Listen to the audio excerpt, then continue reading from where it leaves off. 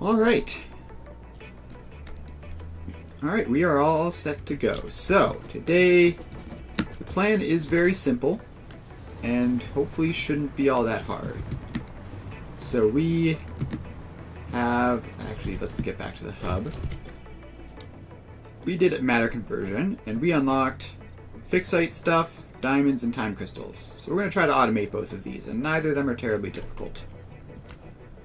So, time crystals are just 2-to-1 diamonds, and diamonds are probably oil.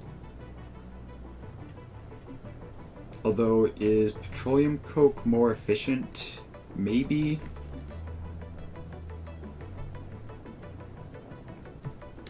Who knows? Let's see here. That's 4 to 12, but it's 24 to 1. Alright, so in order to get 1 diamond, that's 24 petroleum coke. 24 petroleum coke would be 8 heavy oil residue. 8 heavy oil residue would be 6 crude oil, so 6 crude oil to 1 petroleum diamond. Whereas this is 5 crude oil to 1 oil-based diamond. So that's obvious.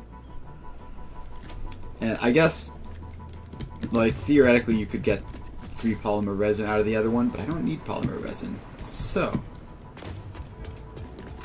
I guess the first thing we need to check is we need to check that our oil supplies aren't, like, a significant bottleneck.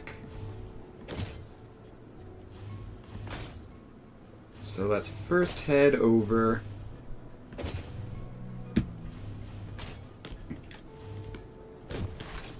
and see what the packaging looks like, and then we'll have to see how much the actual extraction looks like, because I don't have that written down anywhere.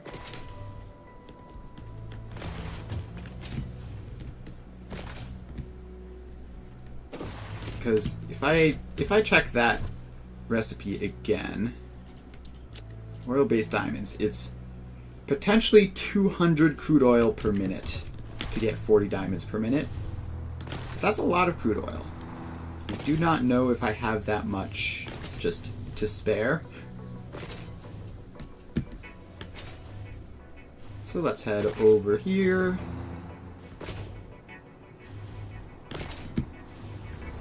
And here is the packaged oil production.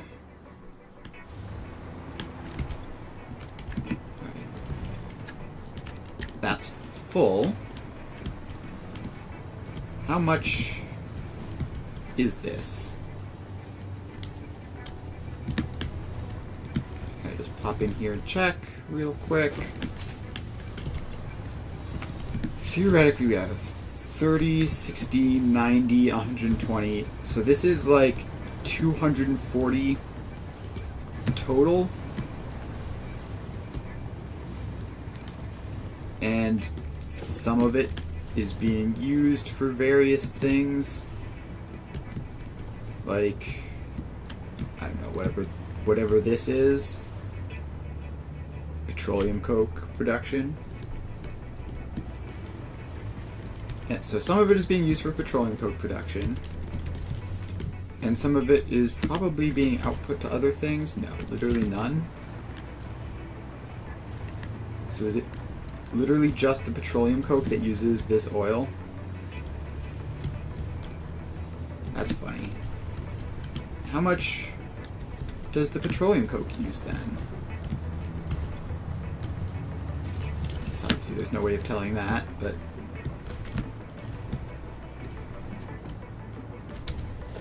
let's see here. Logistics. Throughput monitor.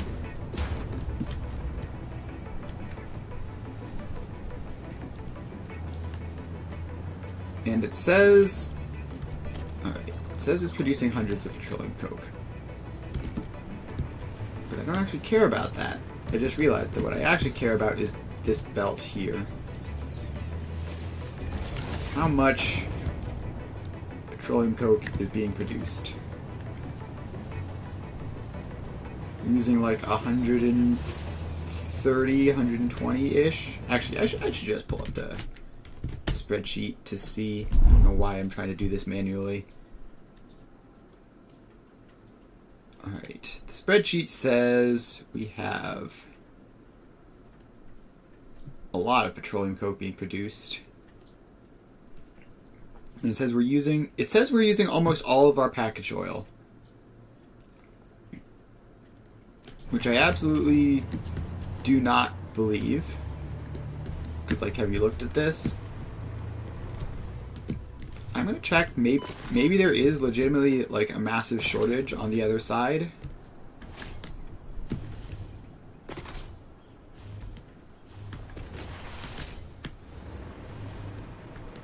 Okay, wait, no, this is 2 floors on its own.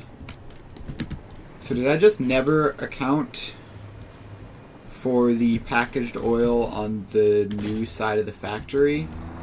I just never tracked that because it was only used for one thing.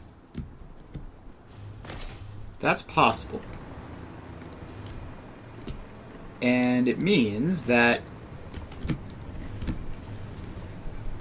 theoretically we should have almost all of this for the crude oil. Now this is using 95 a minute.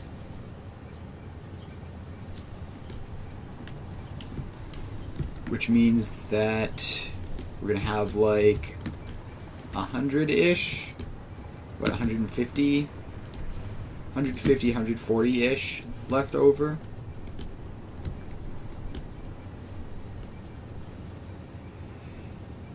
Which isn't a huge amount. But it's probably fine. I mean, we probably don't need thousands and thousands of time crystals per minute, right? So let's just set up the diamond factory and see what happens.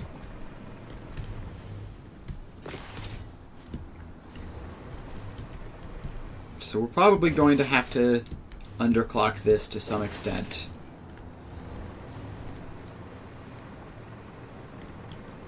Alright, this is a reasonable spot to put it. And it's quite a simple one as well. We just need a floor tile.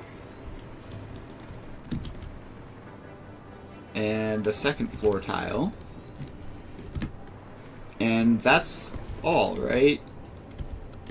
So we have the truck stop in, and then we have it going to the machine transporting the packaged oil. Then we unpackage the oil.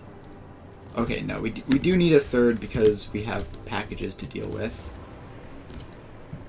A little bit annoying, but it's fine. Alright, let's bring power along here. And we're gonna have to set up the blueprints, obviously. But let's just put all of those around first. And then put that in.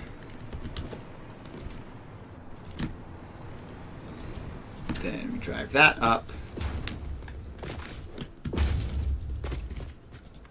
And around. Gosh, being stuck on the ground is really awful after being able to fly. Alright, so that's that. Now we get back over here. And we put in another truck stop.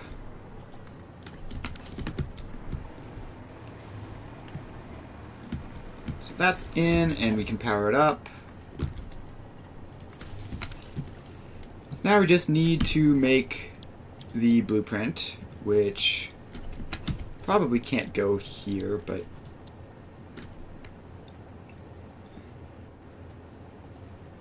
Alright. We've done it. We have placed the blueprint somehow. As long as this road that I just built, so it shouldn't be used for anything at the moment. So, we have the 2 output box shell, because we have packages to consider. And we need to bring power over here. Okay. Thank you. Very cool. How have I done this? There's just no way. Okay. We are falling into the ocean.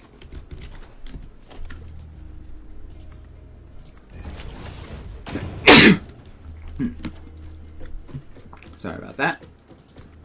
Alright. Now we just have to ladder our way back up.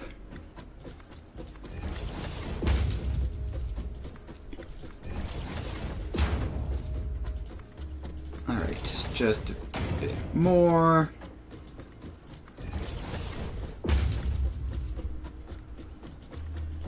And we have to be just about within the range of power, right? Yeah, okay. Cool.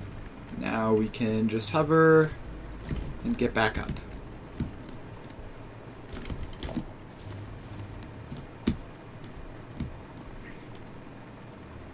How did the power not reach over here? Alright, now we have that, and we should be fine. So we just have to go in here. First, we need a particle accelerator. And we need to fit it in the thing, which is not facing the right way. Alright, so now this can go in here.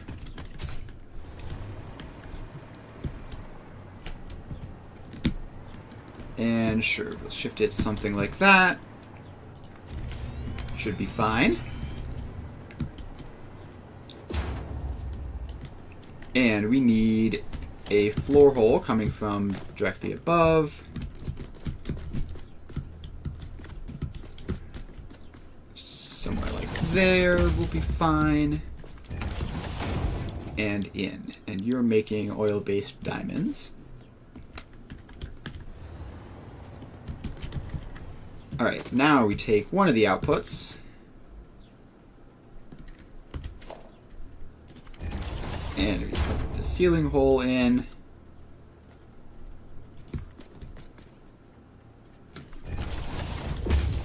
And that will be the output for this. And this is not going to be more than 40.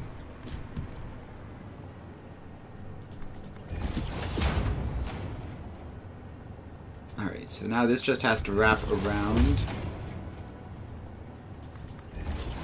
and in. Alright, so now we just have to get the oil unpackaged. So we go up to the top floor. Also, we need to attach this in, that's important. Alright, so that's in. And we can accelerate those to be fast belts.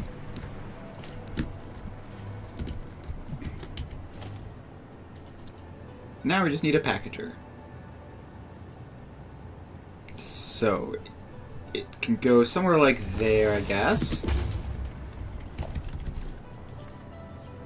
And it takes a belt as input. Unpackages oil. Oh wait, this is...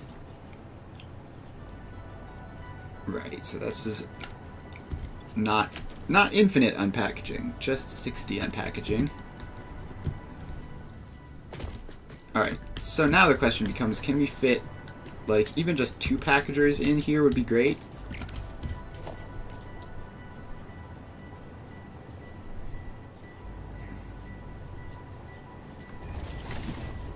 So what if we have those?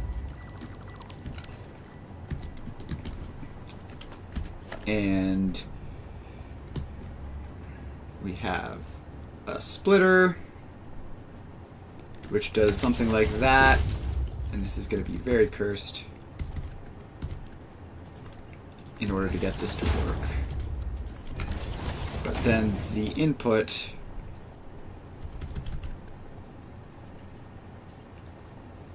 actually, it can probably... No, this should be fine, though. So the input comes around, like, not straight mode. Just default mode, like that. And then loops back in. And then we tell both of these to unpackage oil.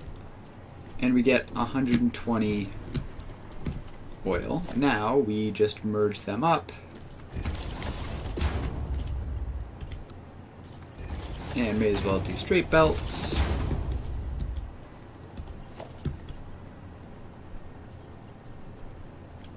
And we take these and send them to an output. Like that. Okay, no, they have to go to the top exit. And also not come out of the randomly out of the side. That would be helpful.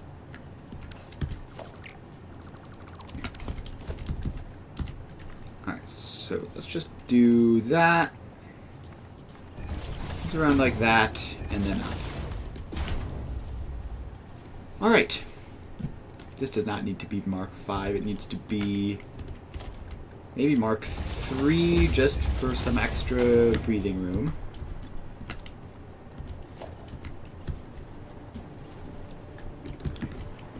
Alright, now we just need to hook the pipes up.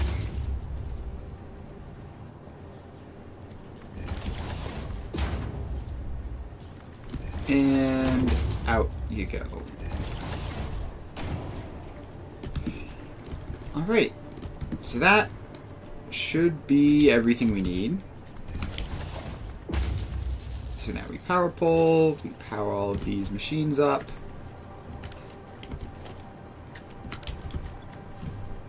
And we tell this to go, what is it, 30, 25, 24. So 120 crude oil to 24 diamonds. Alright, that's that. So now we just do that. So it's 120 packaged crude oil to 24 diamonds. And diamonds. 120 crude oil to 24 diamonds. Save the blueprint. Clear the designer. Grab all that stuff. Now we take the designer out and just build the blueprint right here. So blueprint undefined. Where? Oh, it's going to be in utility because that's where the box shell is. Alright, so just pop that in.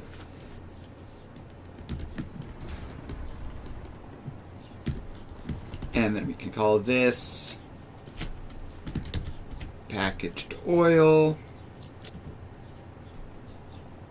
Input packaged oil. And then this can be the empty canister output.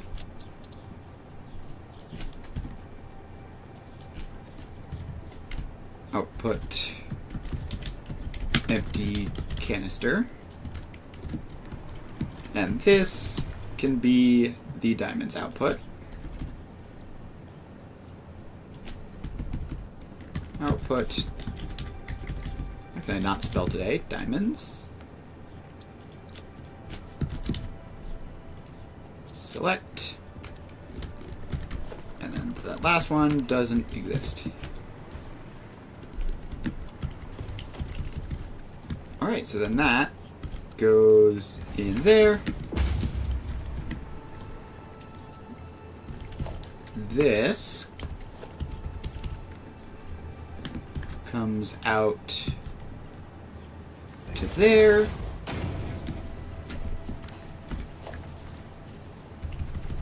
And then this comes up a little ways and over and out. Alright, now we just have to hook the power line up. There you are. And drive in the packaged oil and return the canisters. Also put the signs on the front so that I can see them. So let's grab those. And like that. Alright, so now we just drop in here and transport. Tractor. Do I have any batteries in my inventory at the moment? I do not. Let me go find some. Are they over here, I believe?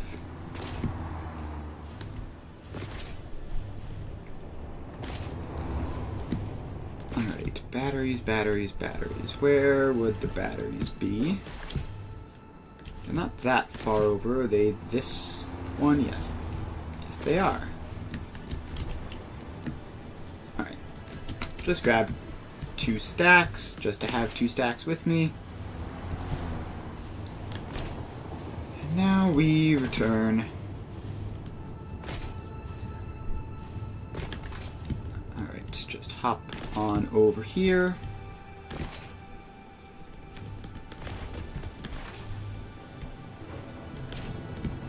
And so even further along. A lot farther than I remember. Okay, actually, where is it? Is it? Okay, it is this one. That output diamonds does not look like diamonds for some reason. I can't explain it, but it doesn't. Alright, so then you get some batteries. Congratulations. And we get to drive all the way back to the oil packaging.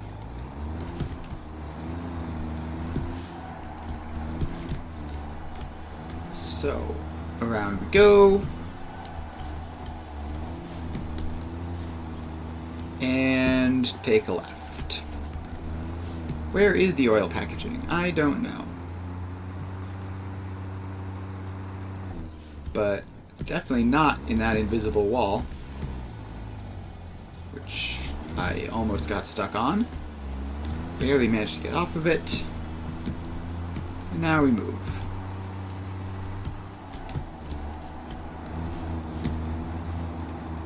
Alright, so now we drive down this way. And it's probably along like one of the first couple of streets.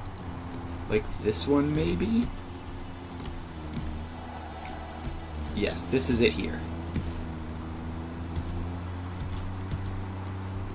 Alright, so we take the U-turn. I believe we currently only have this one attached up, so I'm going to use this one. So we load that. Now we make our way back. We're going to have to delete the invisible wall hit, but hopefully other than that we should be fine.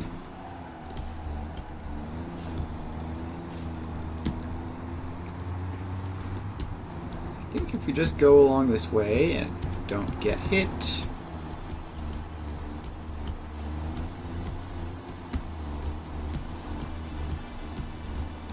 think we can just keep going straight here and then take a left.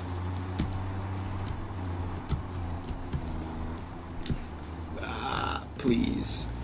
Why have you done this?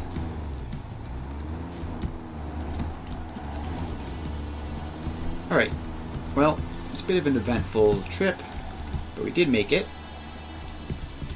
So now we just need to clean it up. Go over here.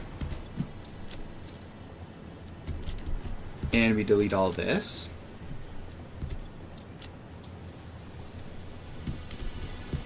And now that looks quite nice. So then we just have to go to where we hit that invisible wall, which is right over here. Convenient that both of the problems occurred very close to the finish line.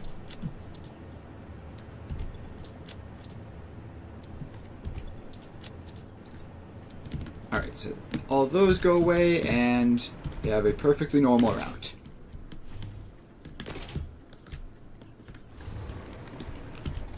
Which we can now save as oil for diamonds.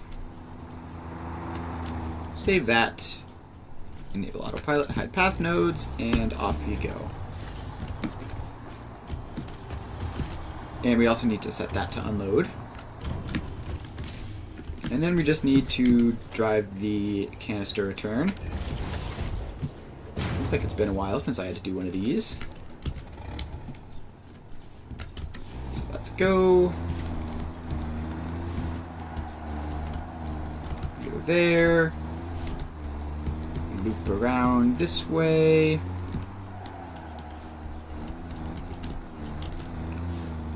And we're off.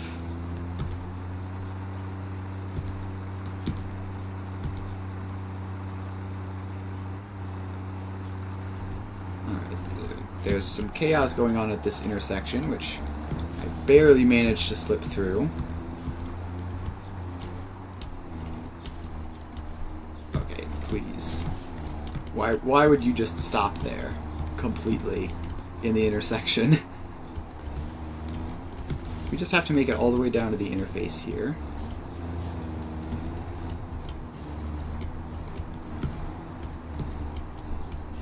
Which should be... take a left here, and canister return.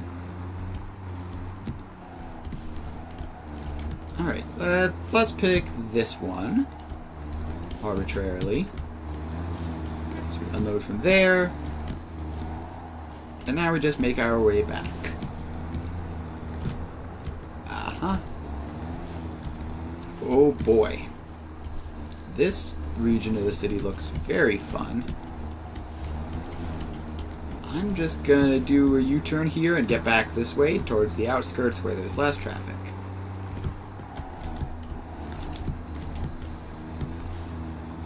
Alright, now we should be able to drive straight up this way and then take a left.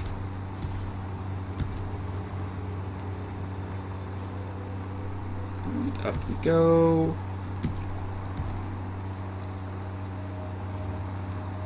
And don't get hit here. Take a left. And we're good.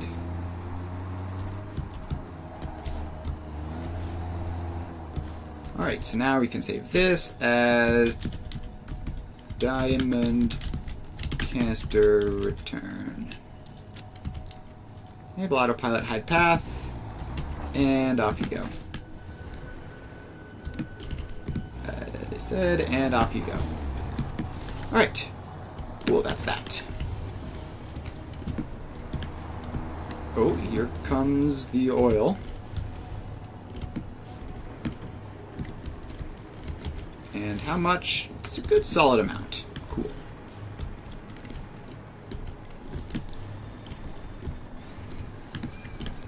Alright, so now the oil goes in. The empty canisters go out. And soon diamonds will show up. This apparently takes 3 seconds to run. Which is very fast for this.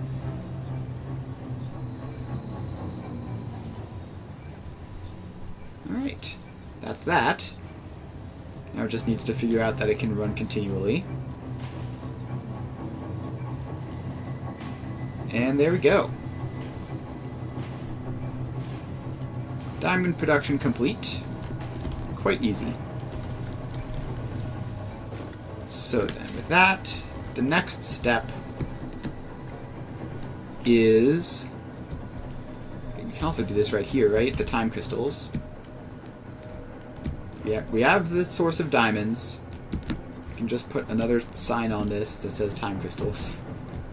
And another thing there. So let's drop down to... Yeah, our backup blueprint machine is now very far away. So I think what I'm going to do is make another backup blueprint machine all the way up here. So we need a wall down, and I'm not sure if that wall is going to, like... That top wall looks like it's going to clip through the floor above, which I don't want. So now we need to get power onto this wall, so let's go up here, grab a power line, and there it is. So now we continue dragging this wall down and bringing the power line with it, so that we don't ever run out. So that this is so that we can hover up and down, basically.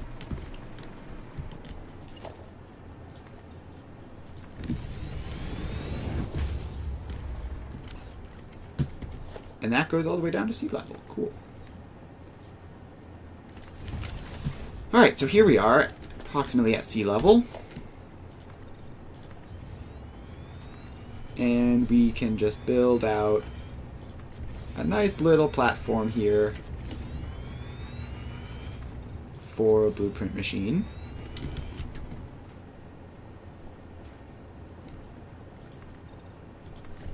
And hopefully that's enough space. It is. So we can put that down and then bring power along the edge of it so that we can float around inside. And now we just need to load up the box shell.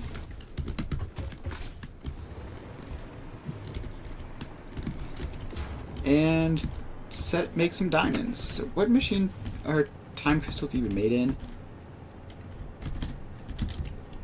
Time crystals are made in the converter.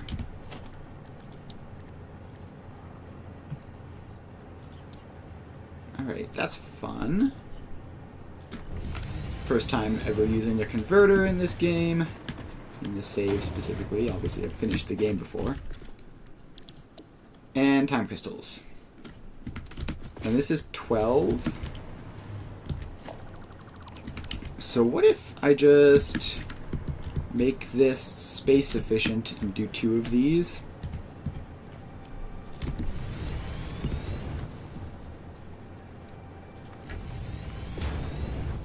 Alright, so we have 2 of those now. And we're actually using SAM fluctuators now, which is awkward. Alright, so now we just have to get in a splitter.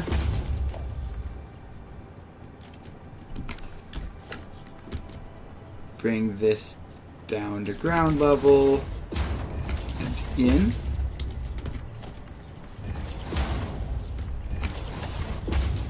And now those both go into those.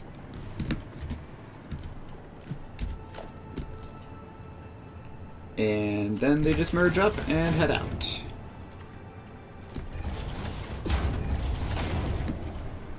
Gotta love the nice, simple Nice, simple blueprints. Alright, and then we're going to need to upgrade those two, because those are the ones that get used.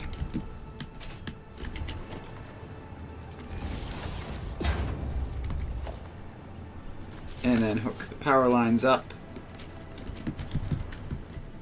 And done. So that is 24 diamonds to 12 time crystals.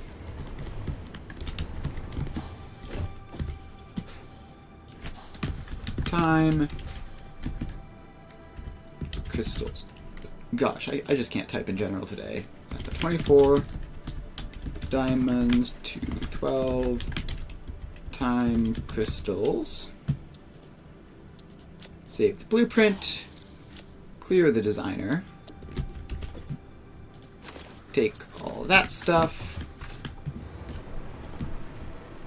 And now we can hover back up using our nice convenient power line.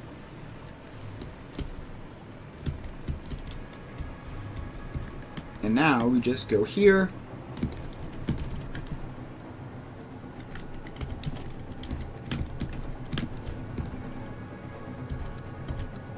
And put in this, which... where does it line up exactly? Here? Yes. Alright, so that goes there.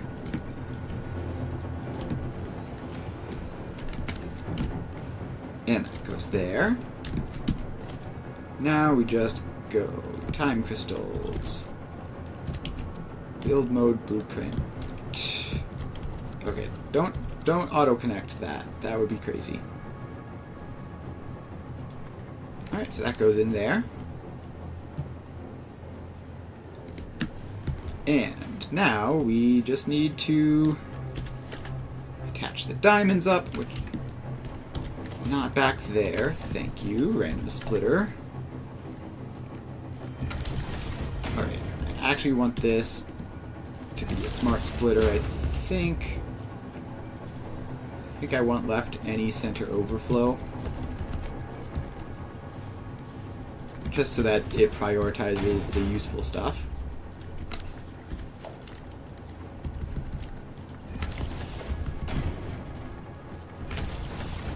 Alright, so then that gets the diamonds in. And make our billboard real quick, which is time crystals, output time crystals.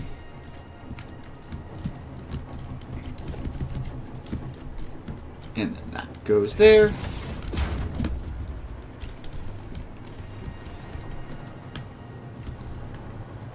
And then these just power up. So we just take that power line, attach it into that power line, and we're off, making time crystals.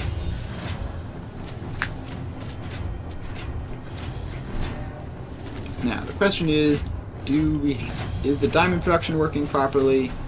If it is, then this will also work properly. If not, then that'll be a shame.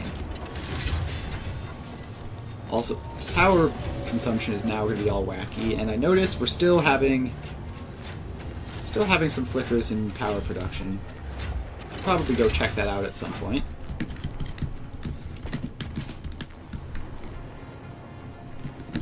I also just need to... let's see. Is this running full speed? 100% there, 100% there, 100% there. 24 diamonds a minute. Alright, cool. And the oil supply, I'm assuming, is fine? Yes, oil supply is completely fine. Alright, so that's that. And canisters are being successfully returned, probably. Probably.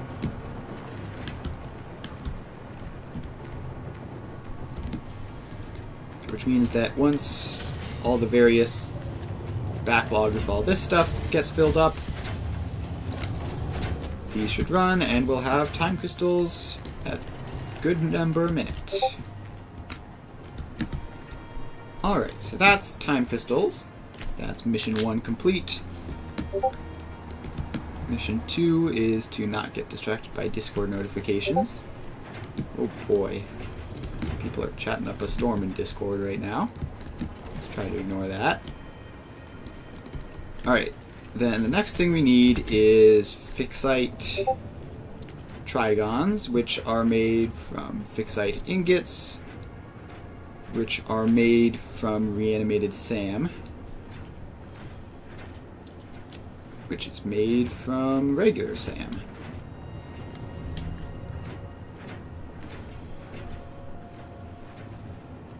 Alright, is there... We have that one SAM node we're using, which I don't even know where it is, to be honest. I might have paved over it by now.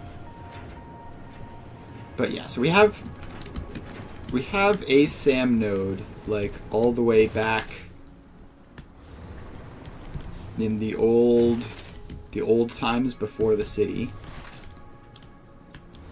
which we technically were making SAM fluctuators at some point in the ghost town, but we've obviously since abandoned that. And we haven't rebuilt that.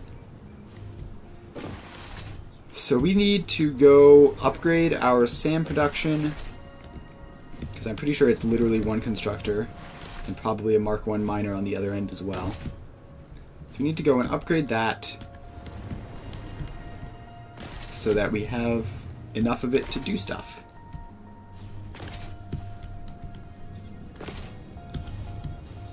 So let's head on over to that.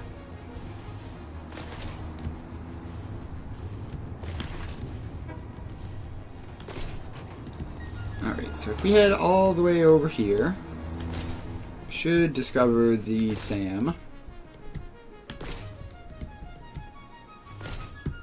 Right by the hub. In fact, I think the constructor is literally directly behind the hub.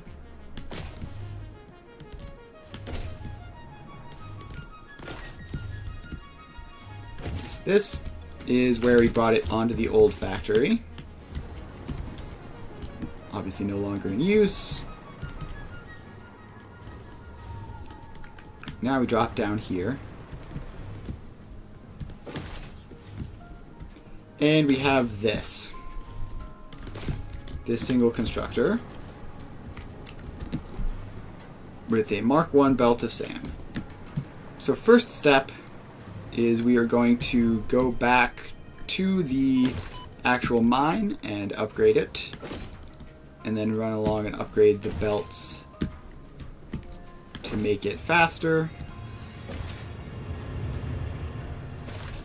Alright, so let's hop and slide jump, and just follow the belt.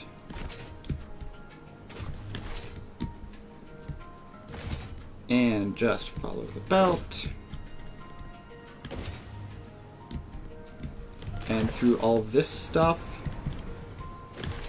I completely forgot that this existed at all. Pretty sure that's where I make my explosives.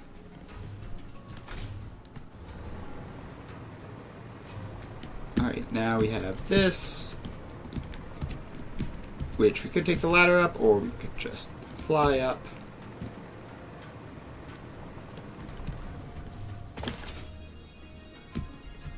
Alright, so we are almost up there. Pretty sure I remember this now. It's up, like, on a cliff next to uranium, I think, or something.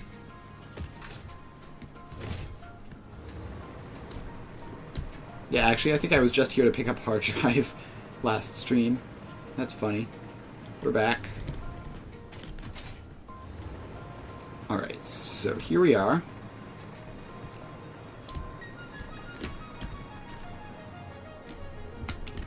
And we have SAM. It's a normal node. A miner Mark 1 on it. Congratulations, you're a miner Mark 3. And May as well upgrade that to 600.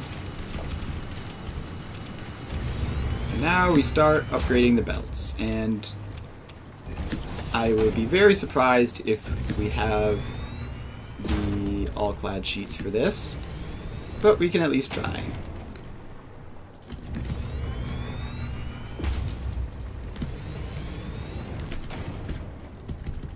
Alright, it's nice that I have power basically... I have the ability to hover basically most of the trip.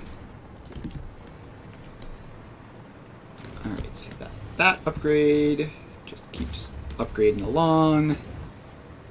We're definitely upgrading faster than we're regenerating. But hopefully we have a full box worth and we can regenerate at this rate indefinitely. If we don't have a full box worth, then we're going to have problems. Alright, so then that goes down all the way through here. If only this were... One of the cool things in Foundry is you can one-click and upgrade the entire line of belts instantly. Which would be... And it probably wouldn't work because I probably don't have the all-clad sheets to do it all at once. But it would be neat to at least try. It would prevent me from missing things. Alright, so this just keeps on going. And just keeps on going. So we aren't doing too bad in terms of all-clad sheets. I think we'll make it.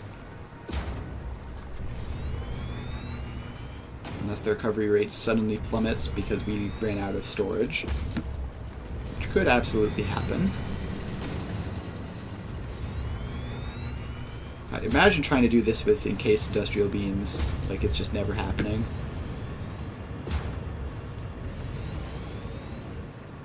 Alright. Keep on going. Now we're in a dead spot. Oh, but we can ride the conveyor belt. This is very fun. I like this. Alright.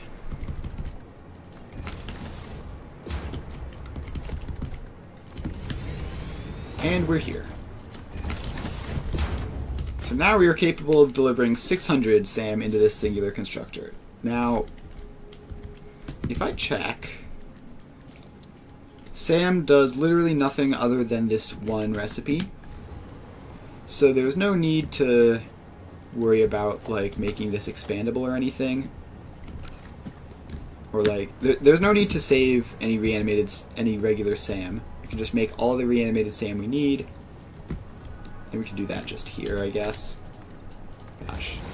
Who would have thought that at this point in the game I would be upgrading this production down here? 240, 360, 480. And the surface here is uneven, so let's just even it.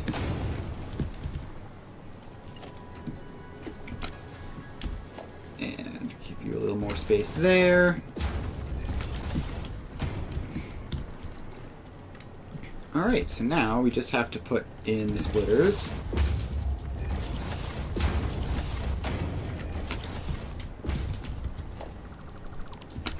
And then that splitter goes in.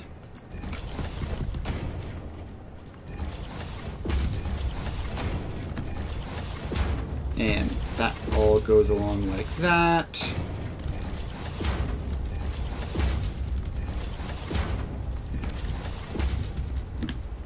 And then we power them all up. Let's get a power pole.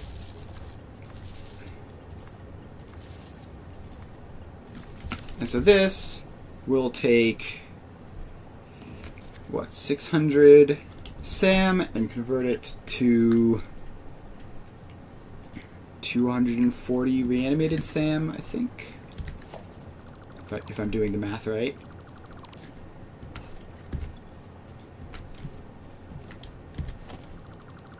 Alright, so then we just have to put all the mergers in, which is going to be really difficult because of that splitter there, but that works.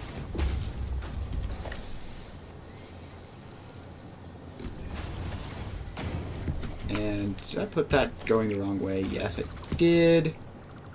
These mergers are all going the wrong way. Alright, so then that merger has to point that way.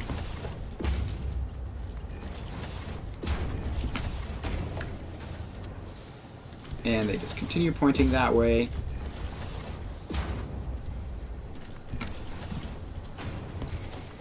And then they all attach up together.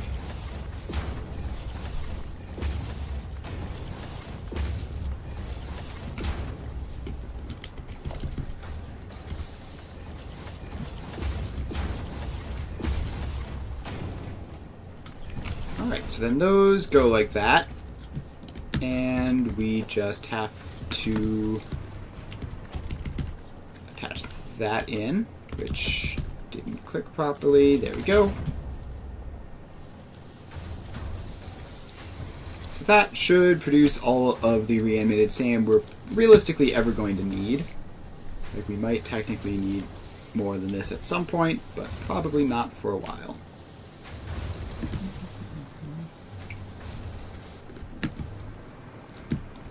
Right now, we just need to bring this onto the factory itself, which is going to be the more difficult part, I think.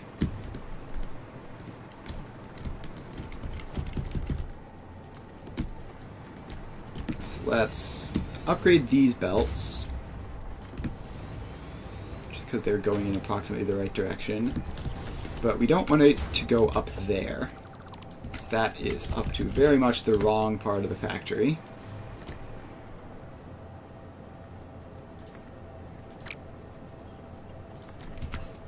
Instead, we need it to go to a place in the right part of the factory, which is all the way like 1,000,000 miles over there. We can just get it to the interface. That's a reasonable enough spot to attach it in.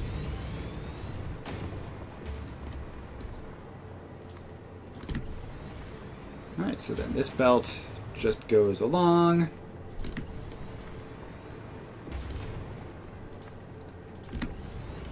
And keep it a good bit above the terrain just for convenience.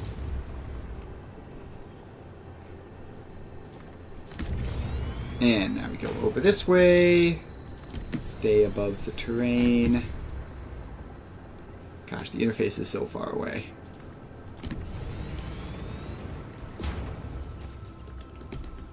Now we're out of range of any power. We can get up onto this random little foundation here, which is producing something, presumably. And we'll go around the side of it.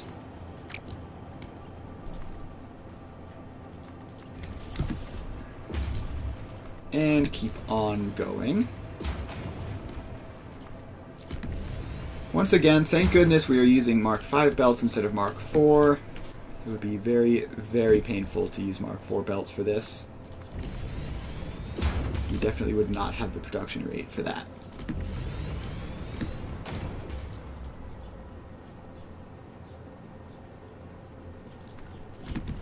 Alright, let's just drag this along like that.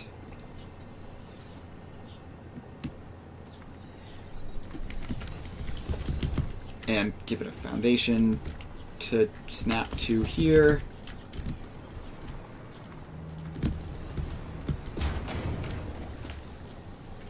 Alright, just a little bit further. Just a little bit further.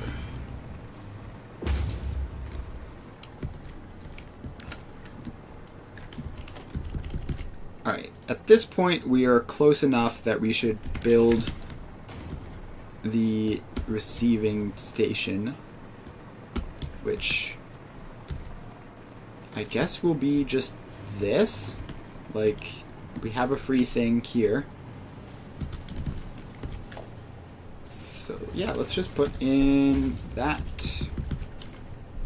Bring it up. And did these become Mark 5? Yes, they did. It's even pre-batteried. Alright.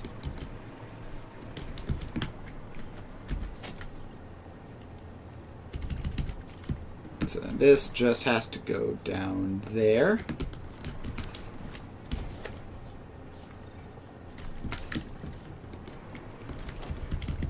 And attach onto that foundation, and then come back to there.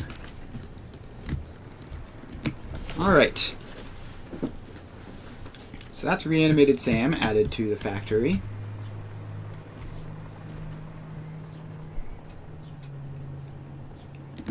And it should end up going at 240 per minute.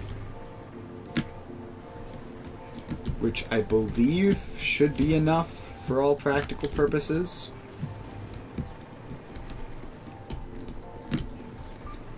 Alright, then, for the fixite ingots. So, if we do iron, it's the least SAM efficient and also uses a lot of iron. Aluminum is the most efficient. It's 2-to-1, but it does require aluminum. Caterium is in the middle. It requires caterium. Do I have spare aluminum ingot production? Not really. Alright, well...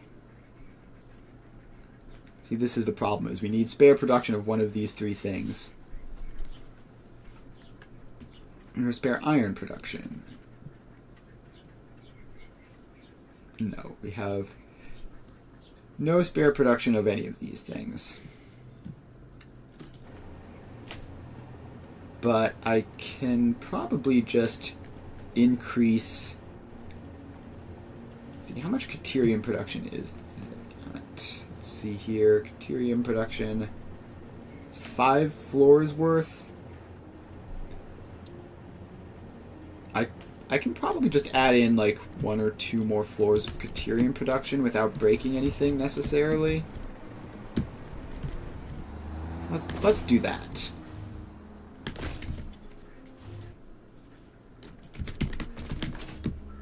So let's head over to the caterium production and add a floor or 2.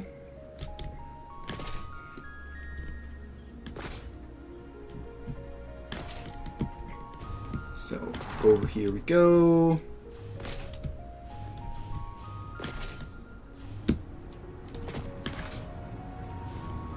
It's going to be one of these tallish towers, right? Probably not the tallest one. One of the taller ones for sure.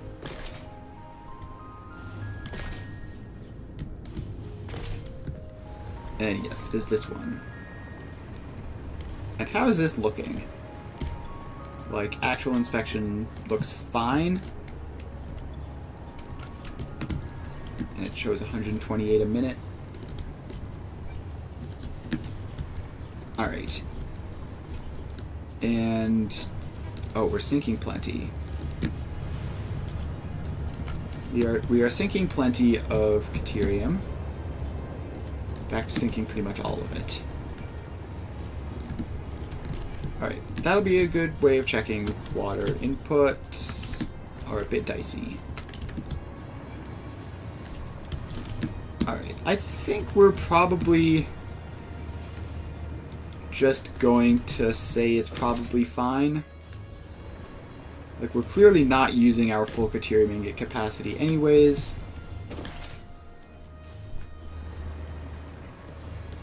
And it'll be easier to just... It'll be way easier to just say we probably have enough caterium for this than it would be to try to actually like go in and increase it significantly, which would also probably break water, and the water situation is a nightmare over there, so I don't want to deal with that. Although by a similar token, let's look at aluminum ingots. How are aluminum ingots going? Yeah, aluminum ingots are nowhere near as solid. Alright, so let's set up this whole Caterium ingot thing. And is there any real reason not to put it just over here?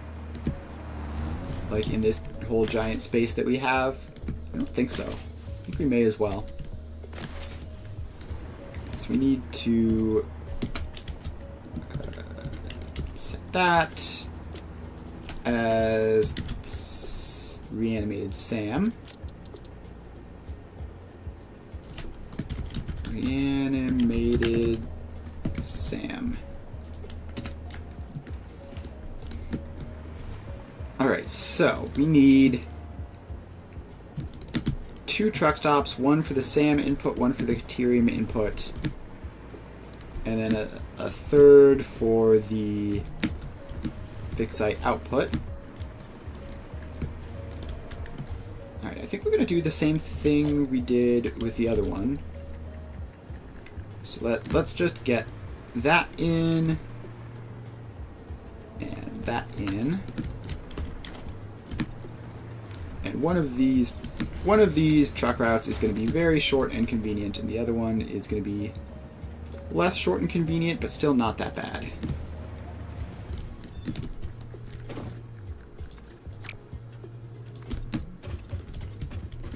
Alright, so that goes there. Oh, this has to become an actual road. Congratulations, you've become an actual road. Oh, but this isn't a 2x2. Okay, so we can't do it in that exact spot. We have to do it just back one more. So we have to do it over here instead. Also, we really need to bring the power over to this whole region. So you get a power line there.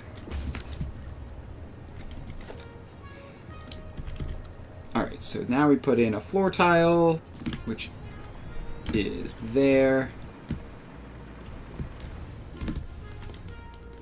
And we flew out of range of power again, because the power has basically 0 range. Alright, so we put that in.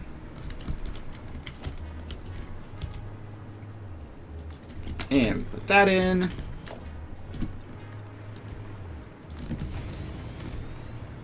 So now we just have to loop this around.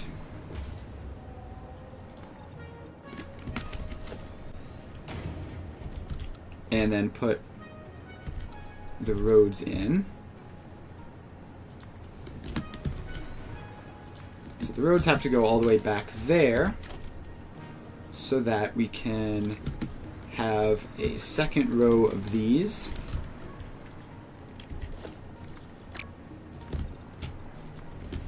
Gosh, the zooping is really not cooperating today.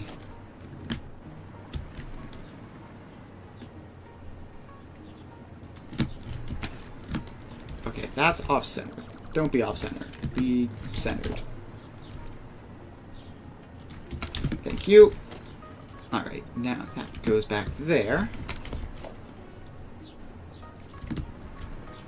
So these roads go back and around. And back there.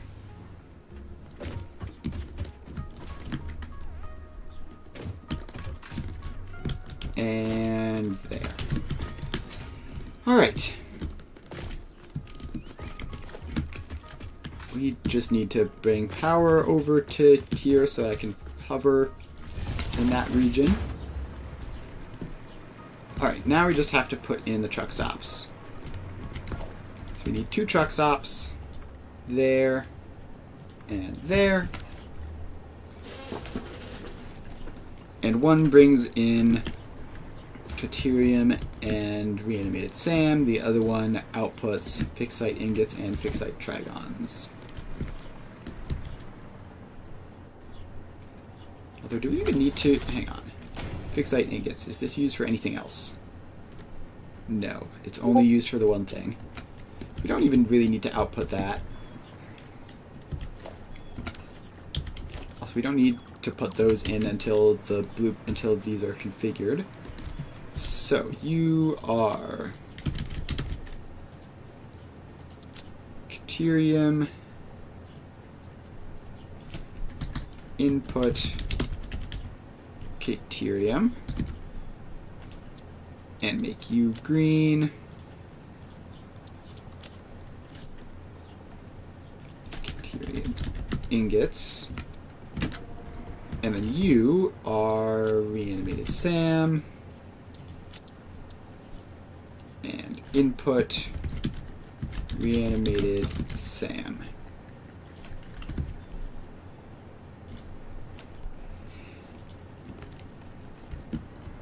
And then we have our output, which is fixite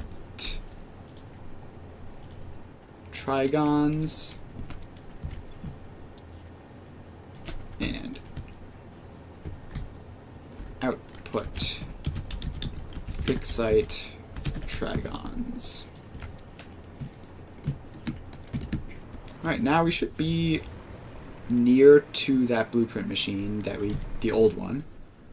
So let's drop down there.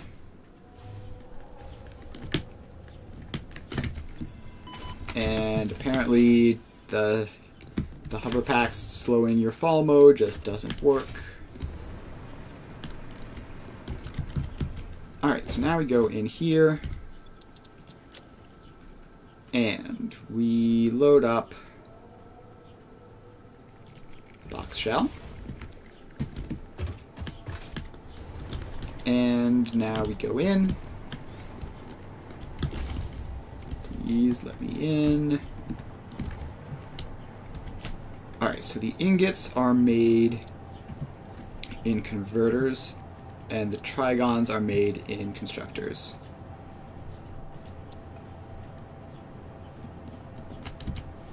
Alright, so converter.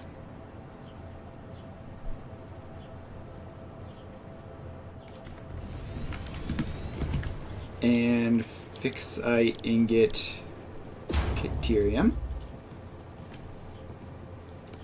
So you need, I'm in the wrong hotbar.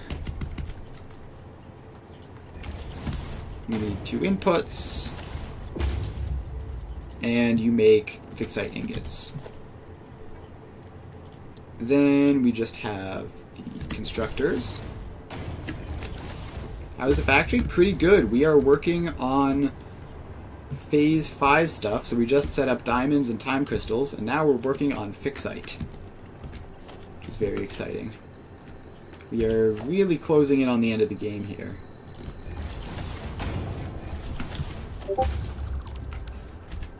Alright, so those go in.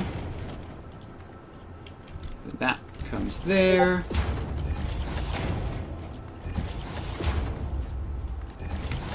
All of those get hooked up. And you make fixite trigons. Now that's... So this makes 15. So I would want these to be not 30, but what? It would be 16, no. 20, 24?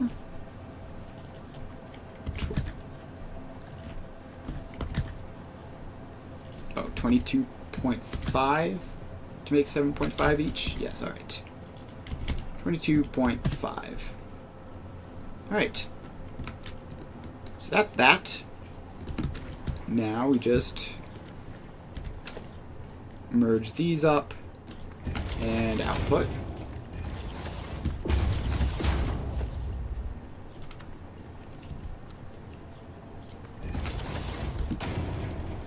And that's 45 fixite trigons a minute. From 45 reanimated SAM and 60 Deuterium ingots a minute. Alright, so let's head out. And, oh wait, I forgot to hook the power connections up. So let's do that real quick. You get a power pole. Mark II is enough for this. And those machines get hooked up. All of this stuff is hooked up, and I should probably just make these faster, just to be sure. Alright, so 45 and 60 to 45.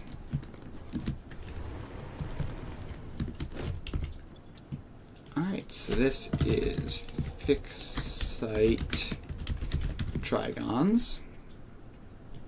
And it is 45 reanimated SAM, 60 deuterium to 45 fixite trigons. You can save that and clear it. And take that back. And now we just have to fly it back up and put that blueprint in.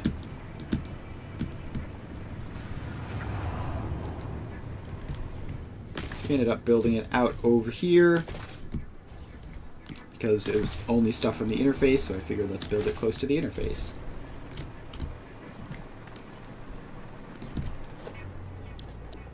And this goes there.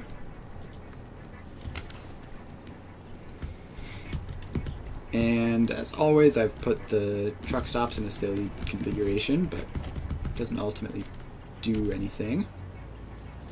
So those two go into there, and then this has to sort of awkwardly wrap around.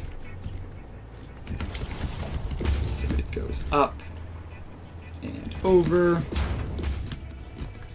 and in there. Alright, now we just have to put these billboards in the other side.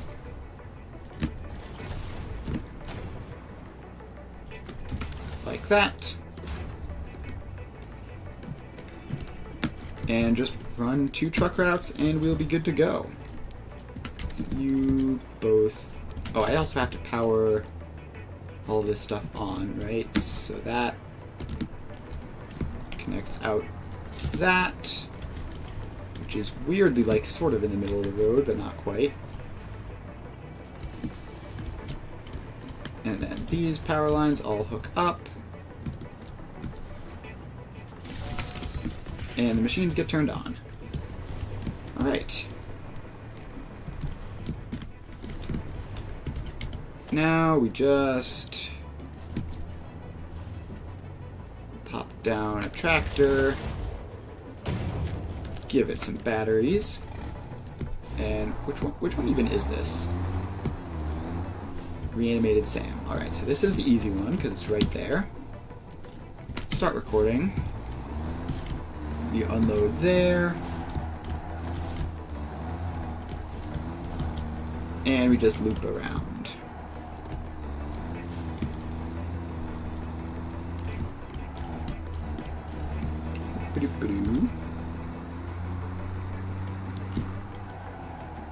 Alright. Then reanimate SAM is just this. I probably didn't put, yeah, I didn't put the floor in. So I have to do that. And floor. There we go. And we continue.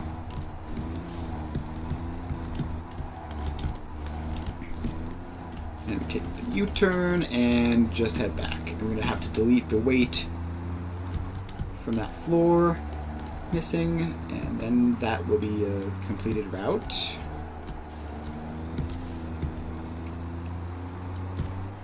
Alright, so then that goes in there. Alright, so this is reanimated SAM for fix site. Not same, Sam. And I just realized I saved it with the weight, but that's probably not going to break anything.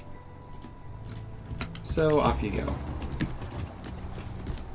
And next we have Caterium. In fact, having that pause in there might just be better for fuel efficiency. I think that's how that works. Alright, so now we just have to go all the way down to the other side of the map to grab Caterium, all the way across the interface. So we loop around there. And now we just head this way.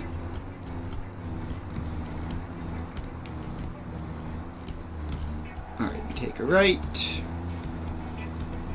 And we just drive until we see Caterium. Motors. Reinforced plates. Concrete. Water. And Caterium. Here we are. The motor production is back up and running. I think so. I should actually check that.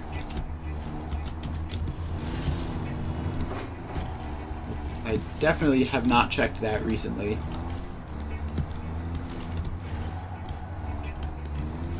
Alright, so now we just drive all the way down here. Once I finish driving this tractor out, I'll see what's going on with the motors.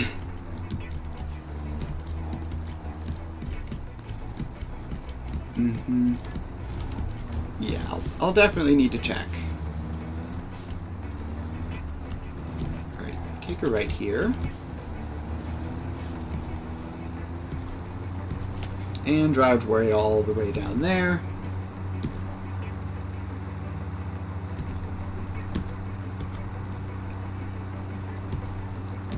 And now we just take a loop.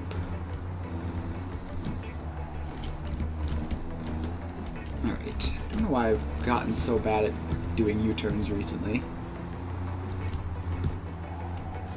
Alright, there we go. So we save this as Caterium for fixed site trigons. And save that. Enable autopilot hide path nodes. Off you go. Alright, so now that we have all that, we need to put the dimensional storage in for these things. So let's do that now. I also need to run back and do that for the diamonds and time crystals before I forget. So we go organization, storage container.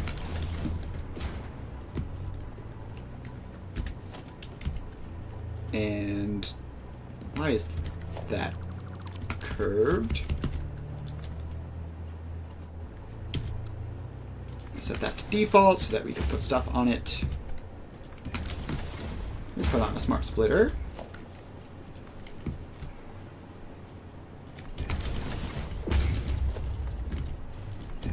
And bring that up and over there.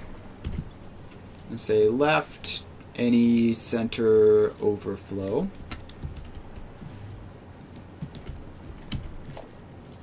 And dimensional depot there.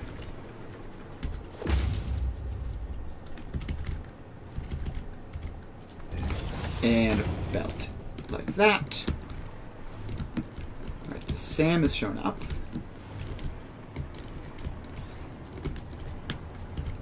And just waiting on the Caterium. Alright, cool. So in the meantime, I'm going to run over and attach dimensional storage up to the time crystals, which are all the way over this way. And then we'll check to see if everything is going well with motors.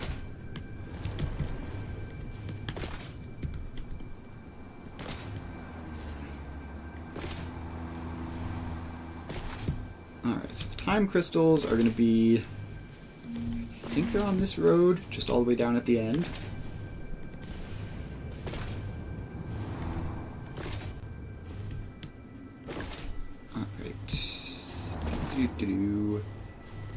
Hopping along. Right, so there's the diamonds. And I never brought that billboard across. Let's do that. And there's the time crystals. So now we just create a nice little platform here.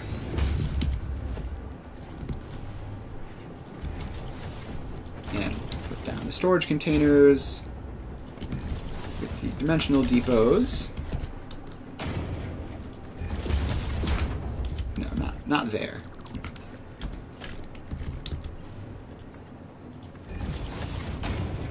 Alright, so those go there. Then we take that smart splitter and out there, and we say left any center overflow, and can we put another smart splitter on that? Alright, not easily. Can we fit in there? No. Alright, getting the diamonds out is... Alright, we can just put it on here then. So center any left overflow. So if we ever have surplus diamonds, which we'll have to have surplus time crystals before that happens, but it will happen eventually, then they will go to dimensional storage. And if they go to dimensional storage and to time crystals and they're still surplus, then they'll go to that. Alright, now that we have all that set up, let's go check and see what exactly is going on with the motor factory.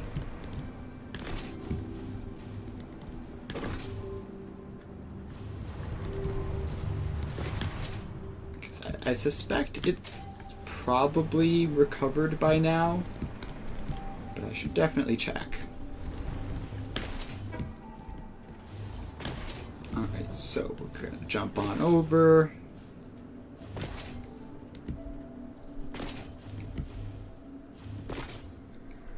And let's see, where was it? It was one of these taller ones, right? With multiple floors. Was it this one? No, that's Deuterium. Was it... Oh, I think it was probably this one, right? Yeah, okay, it was definitely this one. Alright, that's still not looking amazing. That is still looking like it's just barely keeping together. So we do have motors going out. It's not amazing. It could certainly be worse. It could be a lot worse. That is mostly full. So that's a good sign. Let's see, where else even uses motors? It checks the spreadsheet. Motors. Turbo motors uses motors, right? Yeah, so it's literally 3 things use motors, and it's row 31, row 48, row 50. So cooling systems, turbo motors, and modular engines. So this was the modular engines that we just checked, and it's basically fine on motors. So the other stuff are going to be past the interface, so hopefully the interface is just filling up with motors.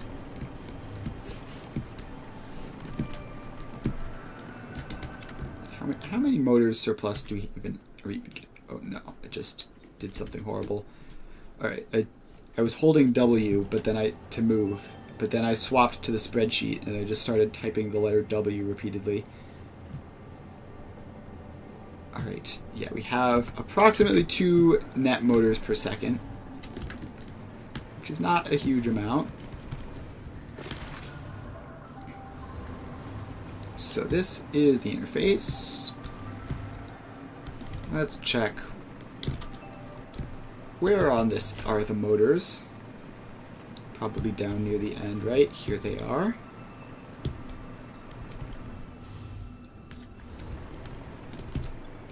Alright, so that's getting 7 motors per minute. And this is starting to fill up. So it's definitely making progress. It should be fine. It should be fine. Like it's not gonna be fixed instantly, but it's also probably fine. As long as we don't use hundreds of motors in short succession, we should have enough. Might run over, because last session I did a lot of exploring and grabbed a lot of summer sloops. So I should probably just throw some in there. Just going to go throw some summer sloops in so that the motor production is a little bit faster. Let's see where this one coming from over here.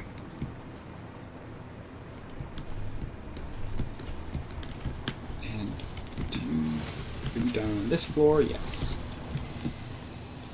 Alright. Congratulations, you've been doubled. And I'll even throw some summer sloops in here to double it even more. Alright. Now we should be getting tons of motors per second, and it should resolve itself really quickly, comparatively.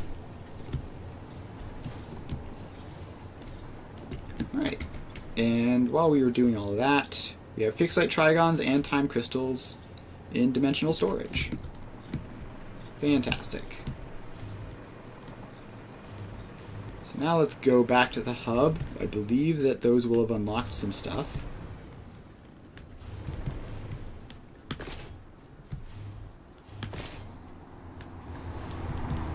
So let's head over there. And I've already forgotten what it is we unlocked from that. But I think it's like some dark matter stuff. So let's head on over. Actually, we might have unlocked Mark 6 belts. I think that might have happened.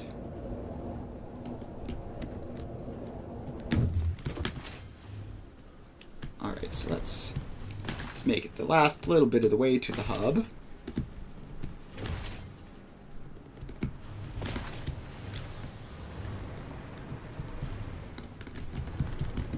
And here we are. So quantum encoding. We can do this with turbo motors, supercomputers, and other stuff. And we can do peak efficiency once we have more time crystals, which will give us Mark 6 belts. And then, yeah, so this is waiting on those. This is waiting on those. So we have superposition oscillators, neural quantum processors, and then, yeah, then we're literally just at the last project parts. Gosh, we are so close to done. Alright, so let's unlock this. And these last couple of steps obviously are not trivial, but they are the last couple of steps. We throw those in. Do we have the turbo motors for this? We do. And do we have the supercomputers for this? I sure hope so. We need another full dimensional storage worth of supercomputers, which will take a while. Alright, supercomputers, please don't keep us all waiting. Alright, so yeah, this is the reanimated SAM production line, which I have revived and upgraded a little bit from back when it was right at the beginning of the game. just made the belts faster, put a couple more constructors on, and reanimated Sam. Just like that. Alright, supercomputers. That's filled up.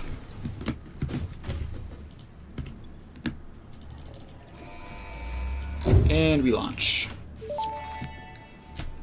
Quantum encoding Milestone unlocked. reached. This is not a competition, but other pioneers, such as 83CKY and U531355, had already completed project assembly by this point. Fixit was obviously wrong about you, but dear. perhaps so was I. Regardless, now I you feel have bad. finally unlocked the quantum encoder, which requires vast fluctuating power and excited photonic matter to produce highly complex parts. Do not make the same mistakes managing the resulting dark matter residue as you did other byproducts. Yep. Project part I'm sure I number will. 11, the AI expansion server, is now your highest priority. Galaxy-wide project management is taxing to even the most advanced among us, especially those who have to manage the less advanced. Like kittens and puppies, All who right, are Data. definitely still waiting for you to save them. Thank you for that.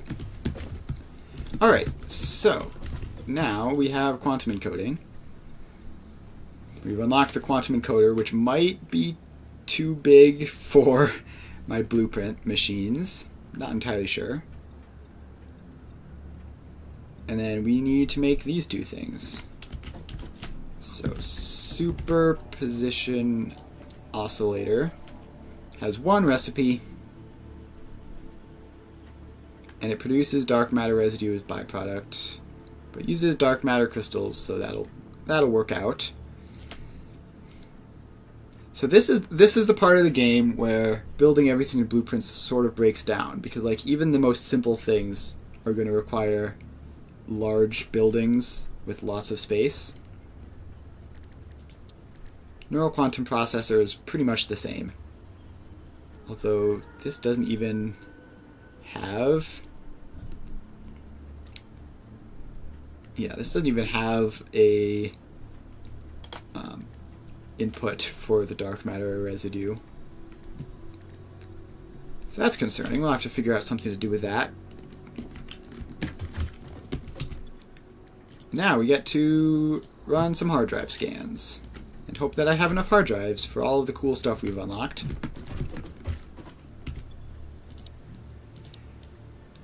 So that gets blueprint designers. That gets the ballistic warp drive. We could unlock peak efficiency soon-ish. But obviously it'll take 17 minutes for the pod to return. So not really that soon. But yeah, now we're just waiting for the MAM research. And I guess we should, while we're waiting, check to see if it's even possible to do these new things in the Mark II blueprint designers. My memories of the quantum encoders that they were very, very long. Yeah, okay. So that is obviously a problem. We simply cannot do this within a blueprint. It is just too big. Also requires time crystals and fixite trigons, which neither of that's really a concern. The turbo motors remain more of a problem, really. Alright, so quantum encoders are too large, which means we have to figure out how we're going to do this. And I guess, like, we just have to sort of... So we could unlock Mark III blueprints and then probably squeeze them into those. But unlocking Mark III blueprints requires the neural quantum processor, which is, I believe, made in the encoder, right? Yes. So, we need to figure out what to do when the machines are too large for the city. So let's just head up and C. Going to take the hypertube cannon to the other side of the city.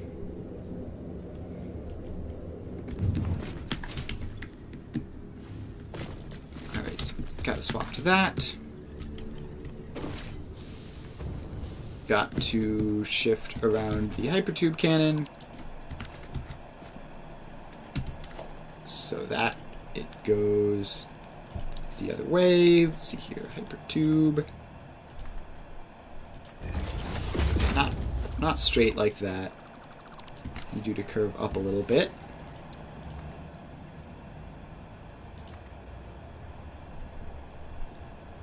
Something like that.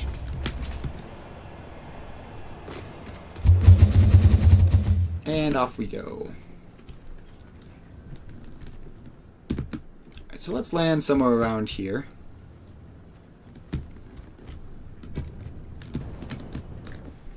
And crash into some walls to slow our movement. So we could just like build them naturally just within the city blocks, but just not in blueprints. That would probably be the most reasonable thing to do.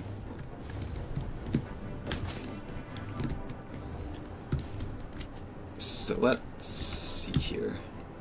How close can we get to doing that? So all of these things, the trigons, the supercomputers, the time crystals, those are all fine. The photonic matter, we can make that in converters. Can we package this? I don't think we can package it. It would be very fun if we could. Actually, let's see here. Yeah, so I don't think we can package that. So it's going to have to be made on site as well. Which is fine because it literally requires no input aside from power.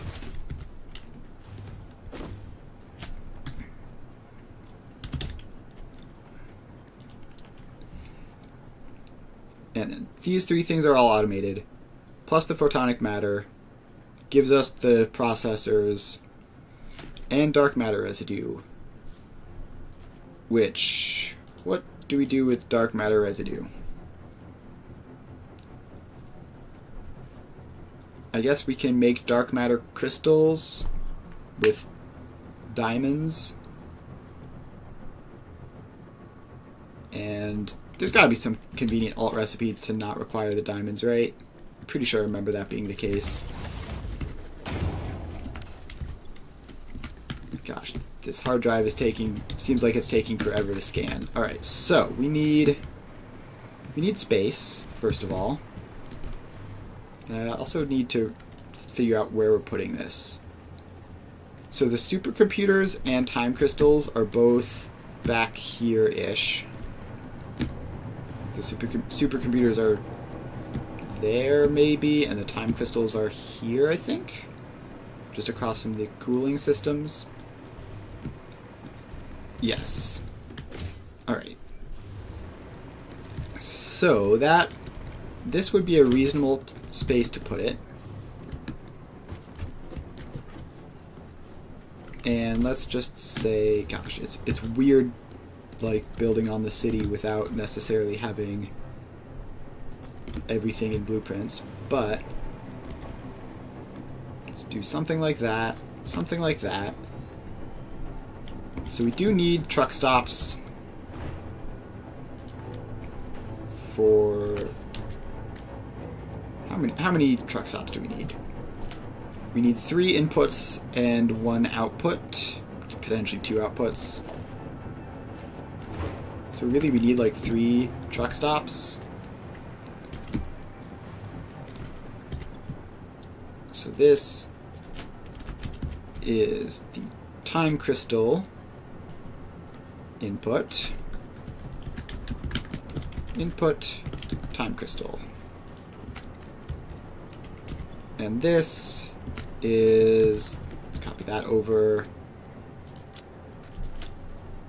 supercomputer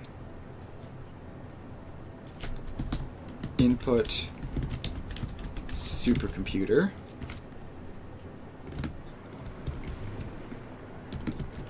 Why is this facing this way?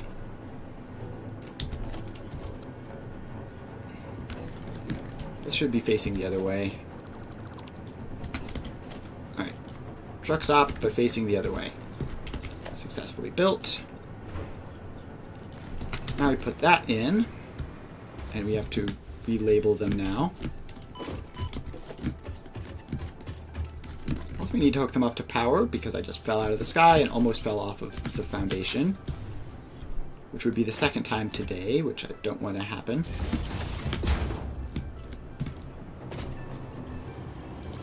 Alright, so that goes there. So we have time crystals, supercomputers, and what was it, fixite as well? Yes. Time crystal. Input. Time crystal. And then this is super computers. Input supercomputers. And then we have one more, which is fixite trigons. Fixite trigons.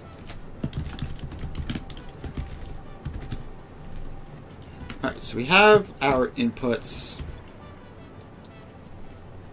And then this needs to be read to be output of neural quantum processor.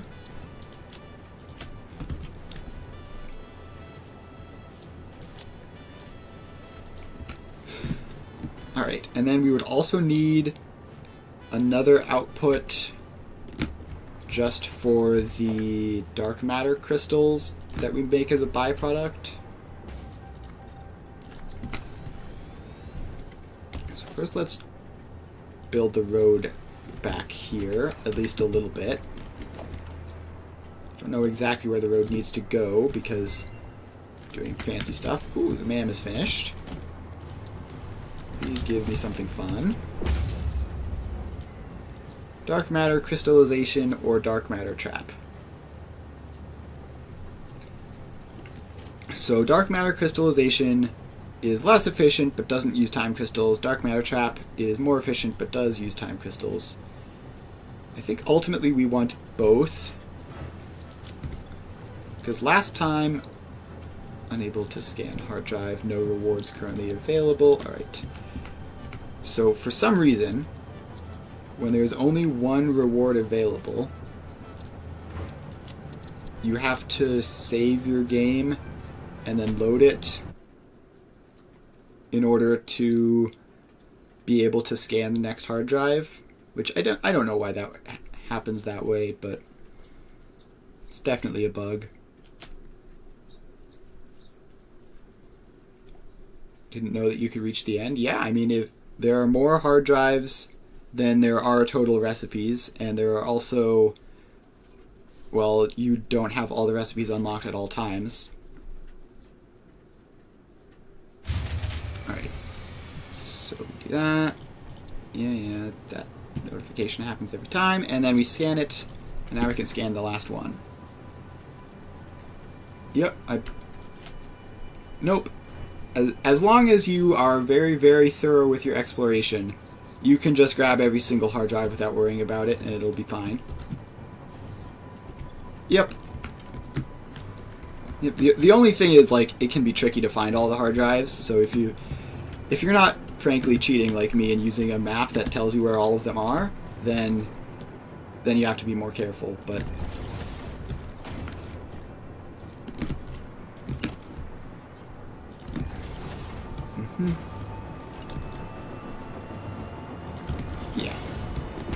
Yeah, exactly.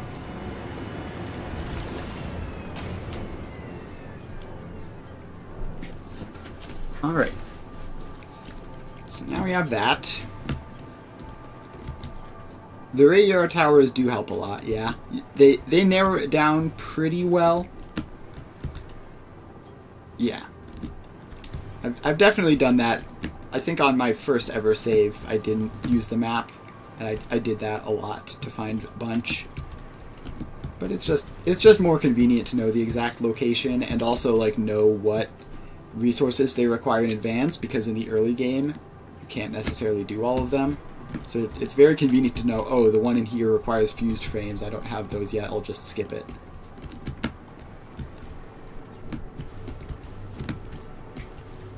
Alright, and then we need another... We need another truck stop, which I guess faces that way to put onto this road, because I don't know how much space it's going to take in the other direction, so I don't want to use that. And this is going to be just dark matter, so dark matter crystal and output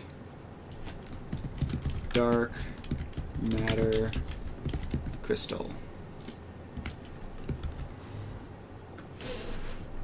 Okay, so we have all that.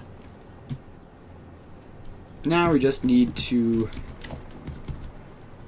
actually build the factory for this, which is just... Let's put a second consecutive floor tile. This is very weird having to do it like this. And then we put in the quantum encoder. And we tell you to make neural quantum processors. And you need excited photonic matters, so right, we need to do that first. So that can be easily done with just a converter into a quantum encoder. So this makes excited photonic matter for free, if you count power as free, which I mostly do. We need 75.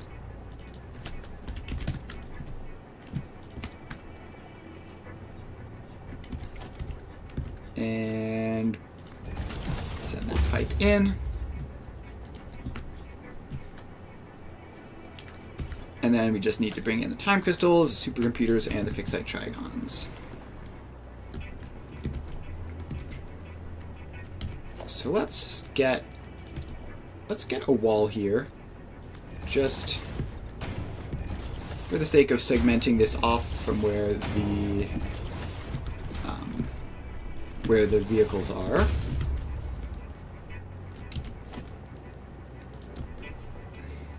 And then put conveyor holes on the wall.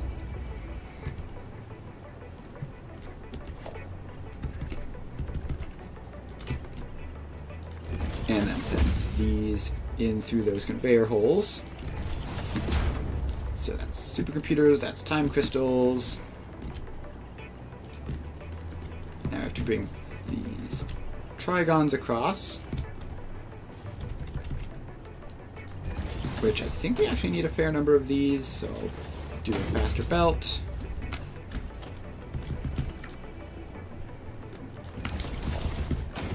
So then that goes into... It doesn't go around. Thank you. That goes like that. And in.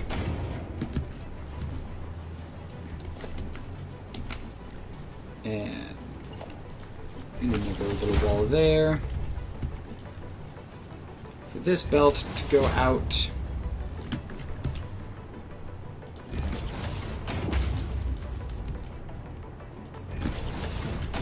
Alright, and then that goes there. And then we just need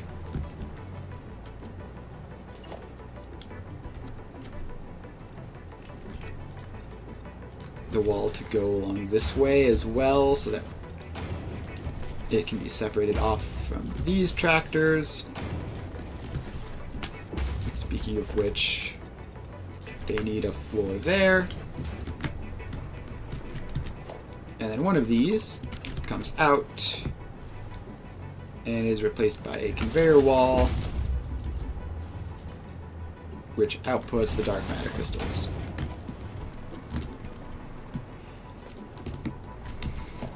Alright.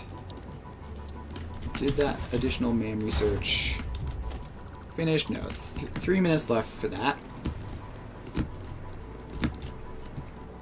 So, in the meantime, we just have to bring these down to ground level.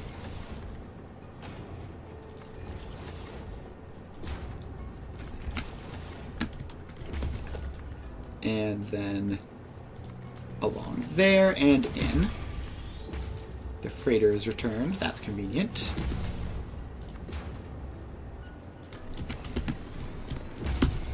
Alright, so that's trigons, supercomputers, time crystals. Don't need more than 60 of any of those. And it makes 75 dark matter residue. So, in order to deal with dark matter residue, see, I'm pretty sure that this goes both ways, right? You can use the residue to make crystals, and I'm pretty sure you can use the crystals to make residue. Though I might be mistaken on that.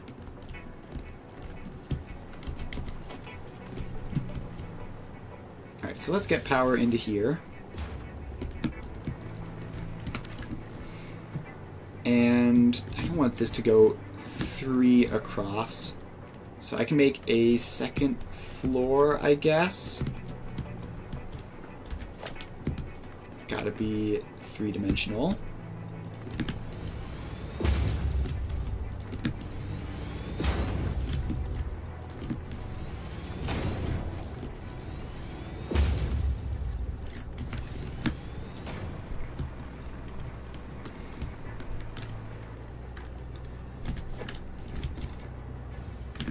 Alright, so now we need to bring the power even further over here. So I can hover around this side.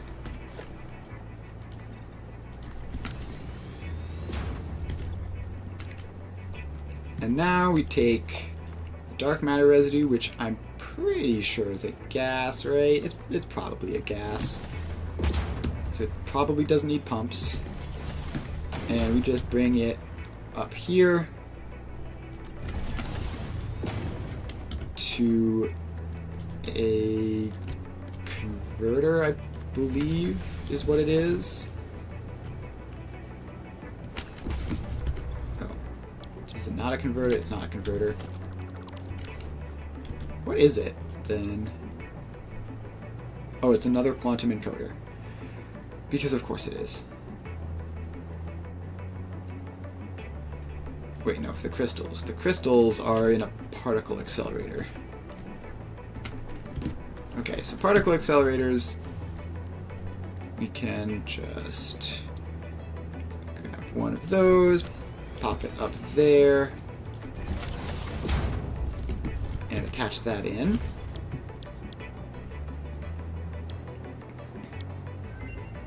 And do that. Alright, we finished that research. We've unlocked dark matter trap, which I think is useful for something at some point. Alright, so 20 times 75 over 200, is that how that works? 20 times 75. Do you have to like do parentheses for this for some reason? Yeah, okay, so that gets us 7.5 dark matter crystals out of this.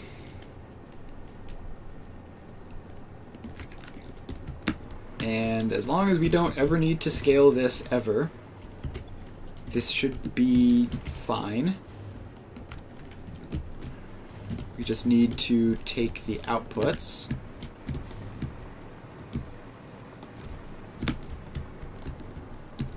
So this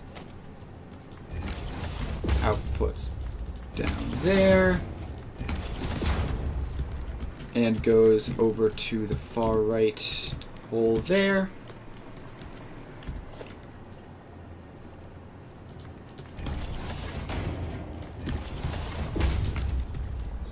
Alright, that's that, and then we take the regular output for this.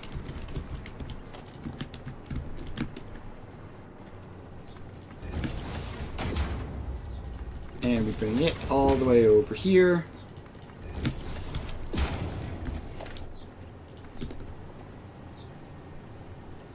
And in there. Alright, this is horrific. Yeah, I sort of just hate everything about this, but I don't know... I can't think off the top of my head a better way of doing it. And ultimately it's not so bad. Just need to put walls around everything. This probably could have been a blueprint, but not really.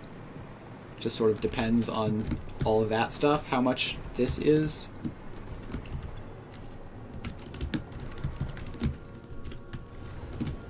Alright, now I guess we power these machines on. There, and there, and there. And now that is using power to make excited photonic matter. So we just need to bring the inputs in, so supercomputers, time crystals, and fixite trigons.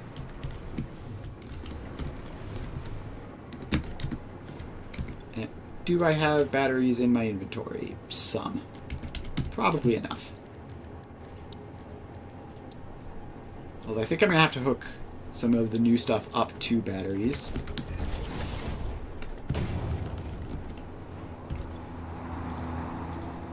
So you get a couple of fuel, and this is supercomputers. So we load that cargo up, and oh, I never finished this. Okay. Never mind. Stop recording. So yeah, I need to finish the road around this thing. Which is just going to go like this.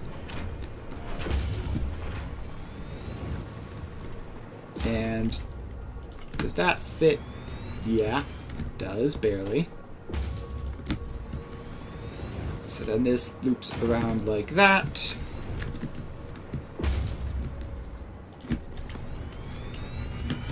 And okay, just finish that off.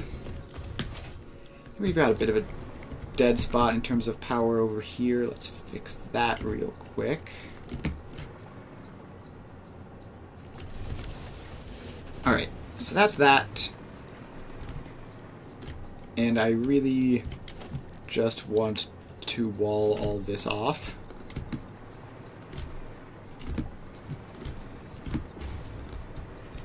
So that it is not just like clearly visible from the street. I'll come back later to do additional rows of walls, but just the bottom row should be enough to drive the routes at least. Alright, now we take you and we reverse. And you're going to supercomputers, right? You can just barely see that up there. Start recording.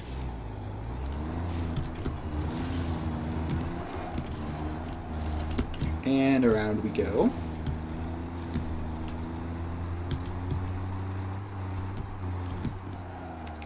Then we go around this way. And the supercomputers are probably in this general vicinity. So I think we take a right here, and the supercomputers ought to be around here somewhere. Yes. So now we take a left, and the supercomputers are right there.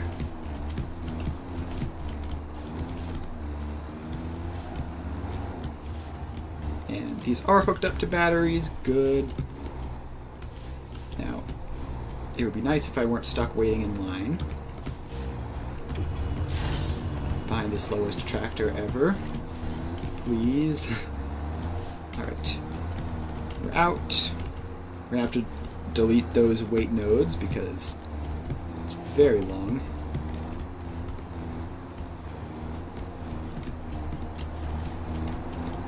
And then we turn around here and make our way back.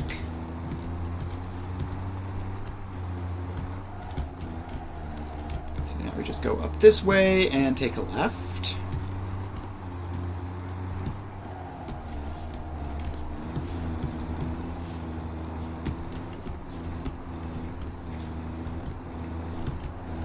And a quick right.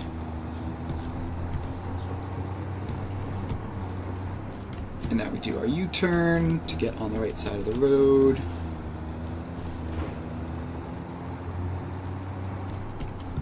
And in. So this is supercomputers for NQP. And let's get over there and delete those wait nodes.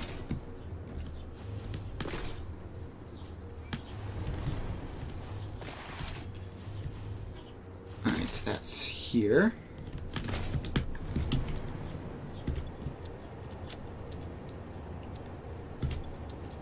And they all go away.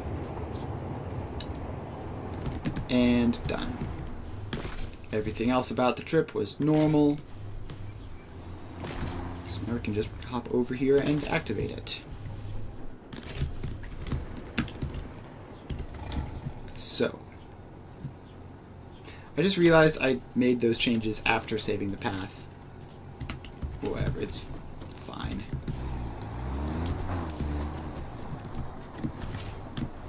Alright, so that goes off. Next up, time crystals are, I believe, right over there. I need to set these to unload as well. That's important. So set all of those to unload. Then we have our tractor.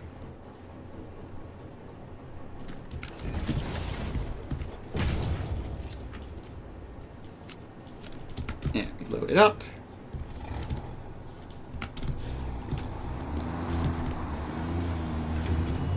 Now we just have to get right over to the time crystals.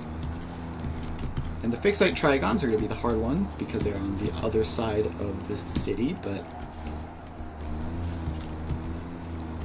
one mildly annoying route isn't that bad.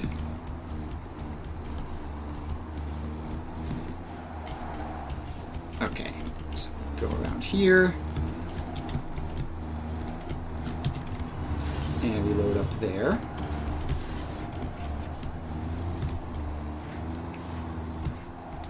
Now we just make our way back. Ooh. Autosave lag spike. Go down to the end. Do the U-turn. And in. Alright, so then that is time crystals for NQP. Enable autopilot, hide path nodes, and go. And finally there's the fixite trigons.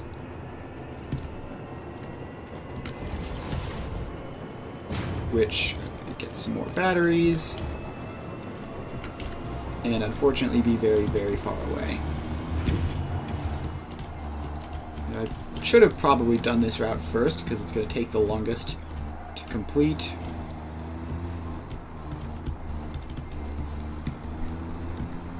Also, like, all of these are going to need to fill up their dimensional storage boxes before anything even goes onto the transportation network anyways, so it's probably fine. Okay, nice clean road here, so I'm going to go all the way over as far as I can. I want to generally not be driving straight through the thick of things if possible.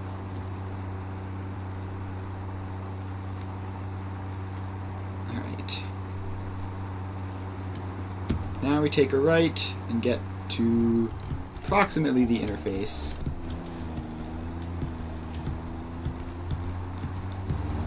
Thank you for that, random tractor. Alright, now we take a left here, which should get us to the fixite trigons.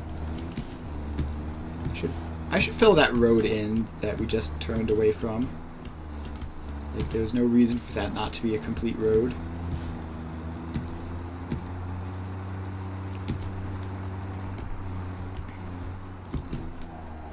Alright, take a left. And in here, load her up. And off we go. Now we just do the same thing in reverse.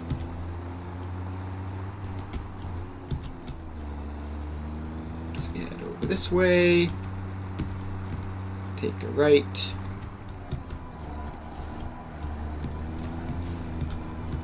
And make our way back. Alright, nice and chill tractor driving sessions so far, although we're getting in. It's like around here is where we might run into traffic, because this side of the road is much busier than the other side. Fortunately, we seem to have shown up at a good time. So let's just drive as fast as we can.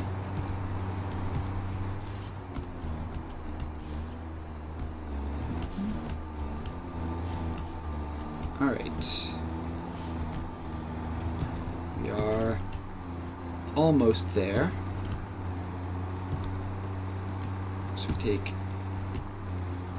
a right here.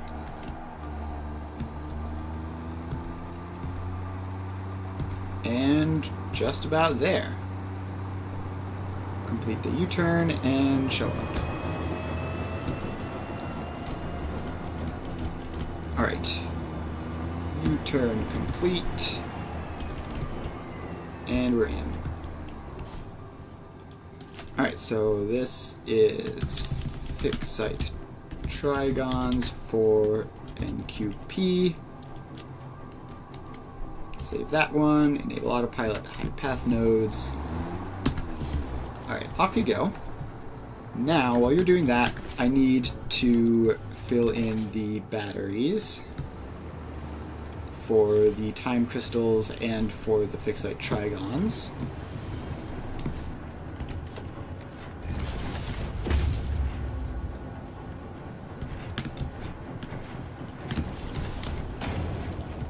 Alright, so that goes there.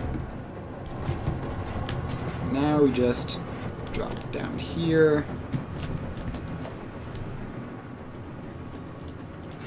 Give you a conveyor lift.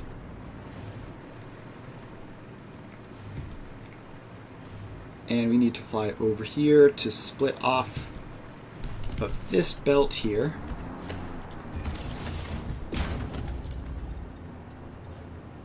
And we could have split off of that belt as well. Probably about the same.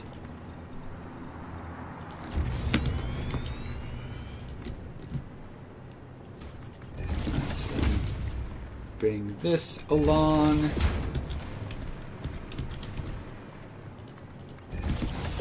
That far enough to reach? Not quite. We'll go a little bit more. And then in. Alright, so that's that. Next, we need to get over to the fixite trigons and attach them up.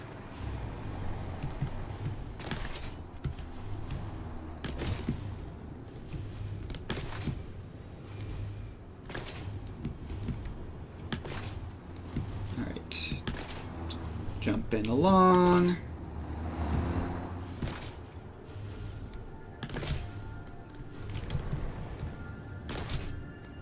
Alright, so that's around here. Where is the closest source of batteries to this? It's gotta be the interface, right? 100%.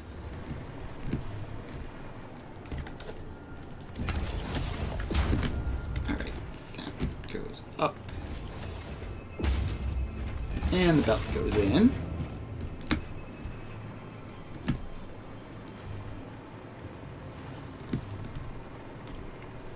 Alright, so now we drop down here, and yep, as expected, the interface is the closest source of batteries.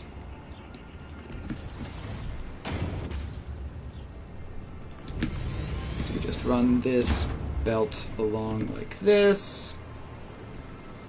Probably should have it on its own platform, but doing it that way works fine as well.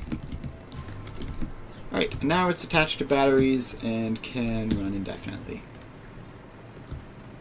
Alright, now hopefully, while I was doing that, the fixite trigons have appeared, and the neural quantum processors are starting to be made. Although, probably haven't even started filling up the transport network yet. Yeah, no, they're all going up here. Anyway, let's make this both sides, so that at least some will go through there while that's filling up. And then once that's filled up, it doesn't really matter. I normally don't do it that way, because I'd just rather have them filled, but it's probably fine.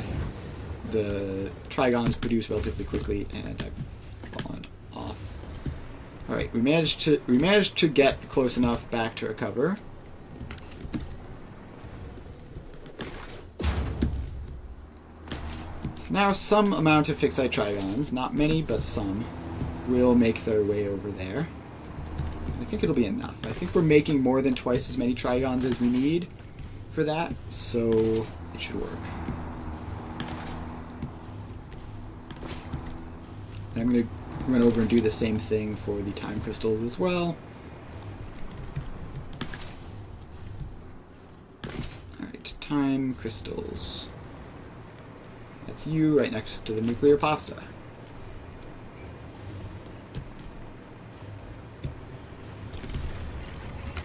And yeah, these haven't even filled the dimensional depot, much less the box. So you get to be any on both sides as well.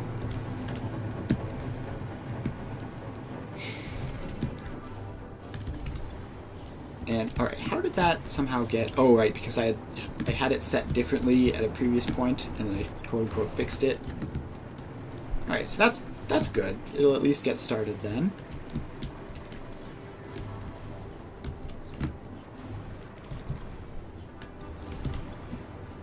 So we have time crystals, check. We have excited photonic matter, check. Supercomputers haven't shown up yet. I would have thought supercomputers would be one of the first ones. Unless we're completely out, which might simply be the case. I think I recently set a tractor that had run out of fuel, and I'd refueled it and set it to pick up supercomputers, so we might just be out of supercomputers. Yes. Currently none in there. Plenty in there. And the raw resources are going in. I assume this is running. Makes quick wire. That makes AI limiters. All of these belts look full. So supercomputers should be being produced at 1.875 per minute, which is definitely quite slow. but not as slow as it could be. How many does this think we need?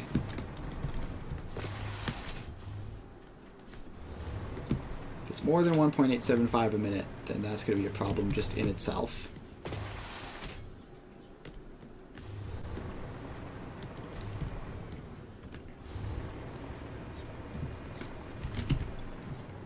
Alright, this one's 3 per minute. So we're going to need to massively upgrade supercomputer production then. Which, that's fine. I have some fixed site trigons in my inventory. You can have some.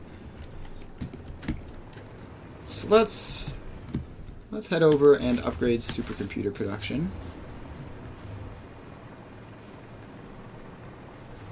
Because I would like my neural quantum processors to produce something approaching a reasonable rate. How many supercomputers? What's our current net? Alright, this is saying we don't use any. I know that that is not true. I know we use supercomputers for something, which means that the spreadsheet is outdated. Is it a project part? Yes. It's assembly director systems that use supercomputers. Oh, it's because I never set up the sum for the supercomputer row. Where is that then?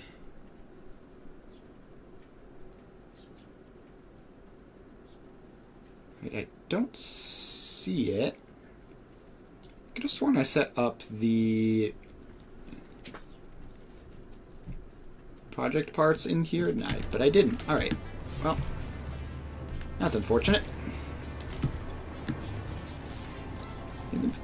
In the short term, let's just grab a bunch of those. And I guess we should check how much that actually uses. Assembly Director Systems uses 0.75.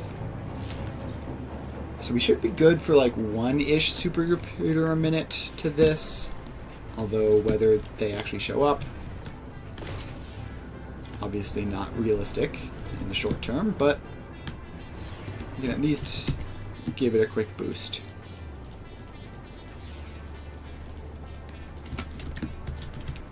So yeah, we're gonna boost that and then set this to make only 1. Alright, so it's balanced now. You only need 25 matter and 2.5 dark matter crystals. 2.5.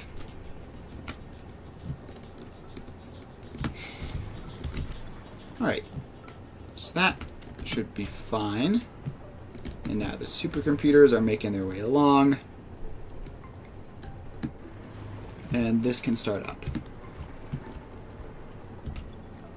At least temporarily until the fixed site trigons get here, which, again, I would have thought at least 1 shipment would have showed up by now. It says it can manage 6 stacks a minute. That's more time crystals.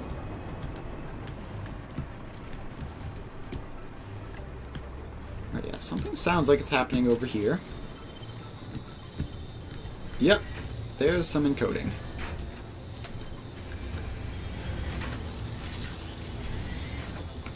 Alright, very nice.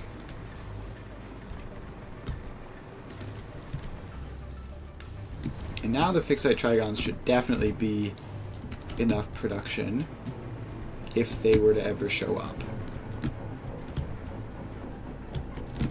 Where are the fixed site trigons? That's the question that needs to be answered.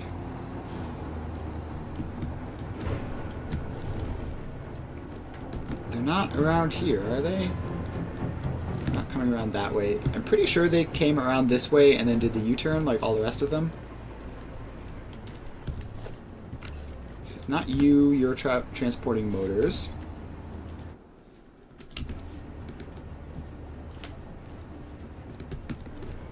Is it you? You're coming along approximately the correct way. No, you're empty.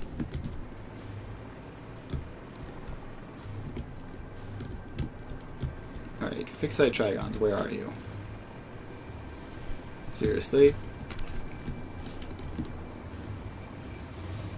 Is this fine? That looks fine. Yep. They're just maneuvering around.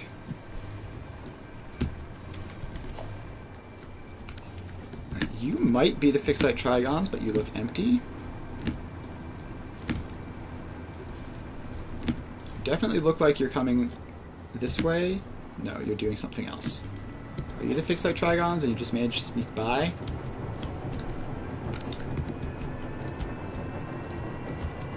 Yes.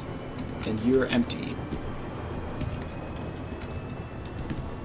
So that means that the problem is apparently the trigon source. Let's head over there and see what's going on.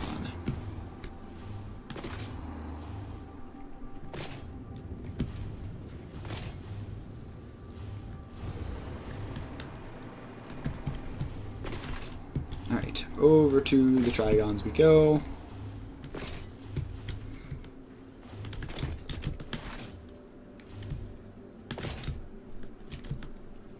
Alright, so we get all the way over here. And are there resources in this output? There are 134 trigons. And this is still steadily filling up. Can't wait until that happens.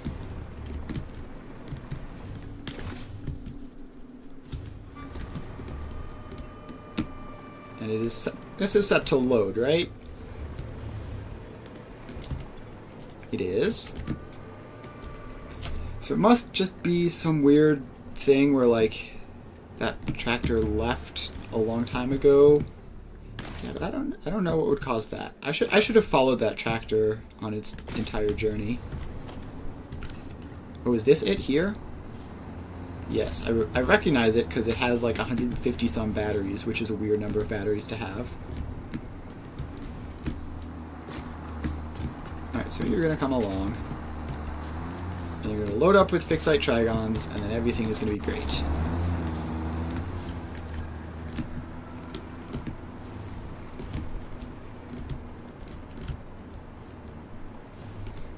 Alright, so you loop around. And, excuse me? Why are you going in that one? That's the wrong one. Alright, well... Well, fine. If you insist. I'm not going to redrive the route for that. I'm just gonna do that.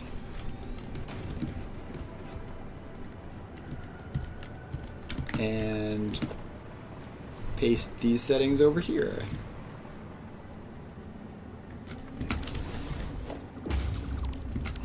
Alright, congratulations, you are now the fixed site trigon source. I don't know why it went there. It's a weird thing to do. But whatever.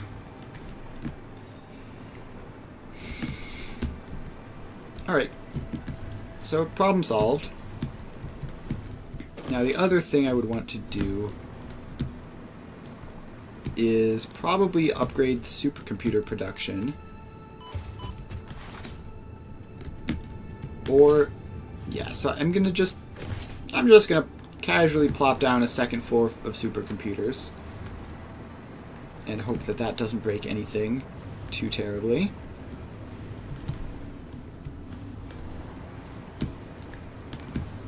Where are the supercomputers? Those are the RCUs, these are the supercomputers. Alright, so I go to my spreadsheet, say this is 2 floors, and hopefully that doesn't run us out of anything else, and then we just have to find these supercomputers somewhere in here. Here they are. It's a lot of plastic. Okay. Blueprint auto-connect mode. And place it. And power it up. Why are you a power pole Mark 1? It's like the worst kind of power pole to use. Alright, then that goes up. And powers those on. Alright, now for the approximately 5 minutes while our plastic supply is sufficient, that will be great. Let's see, where are the negatives in here? Yeah, we're going to need to upgrade plastic and computers and high-speed connectors. Yeah, I mean, that just broke everything that feeds supercomputers. Alright.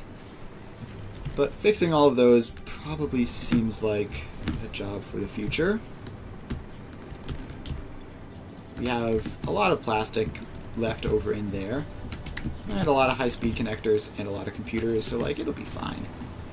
That'll be hours before anything breaks.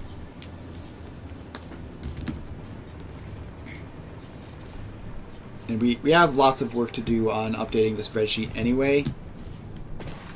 So we'll fix that when we get into doing that. For now, though, let's head over here and put a dimensional storage on our neural quantum processors.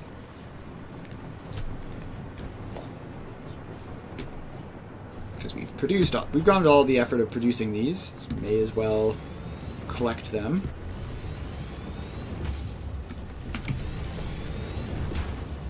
And organization, storage container, dimensional depot,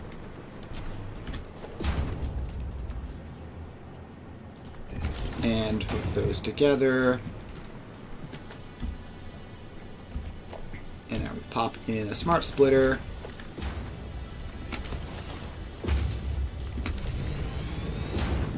And we say left any center overflow, probably for now. And do we end up producing any of these? Yes, just a couple. Just a couple so far.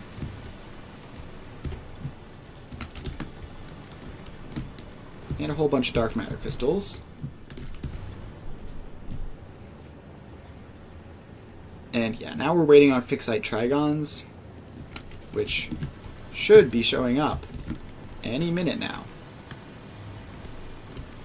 Any minute now, guys. The fixite trigons are right on their way.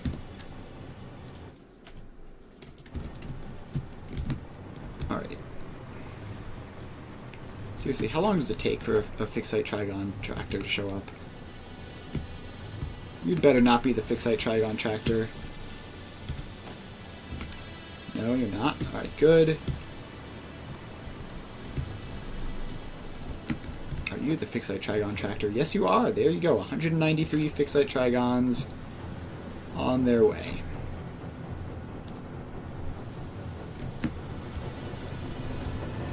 So that can just loop around. And go in.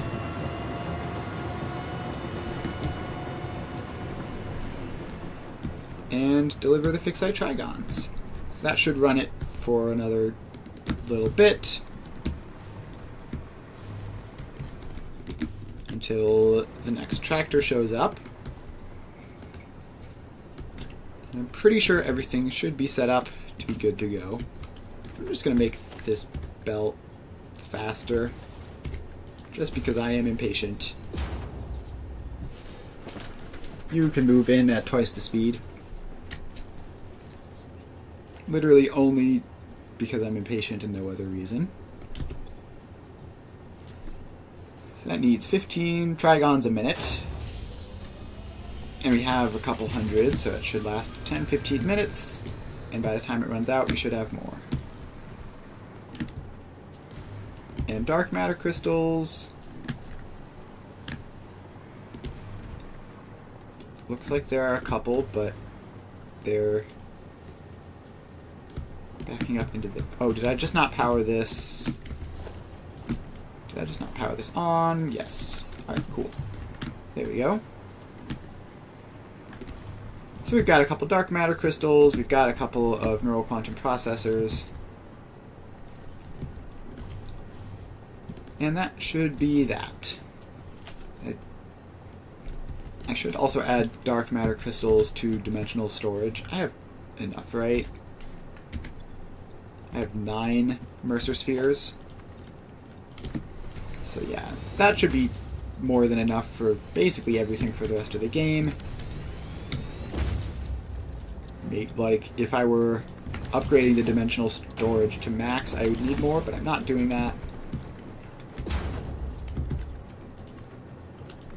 So that goes in there.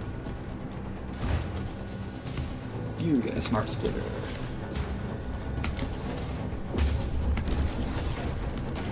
And I'm going to set to any overflow.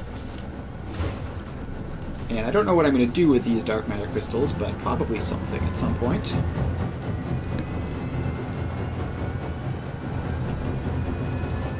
Speaking of which, here comes another one.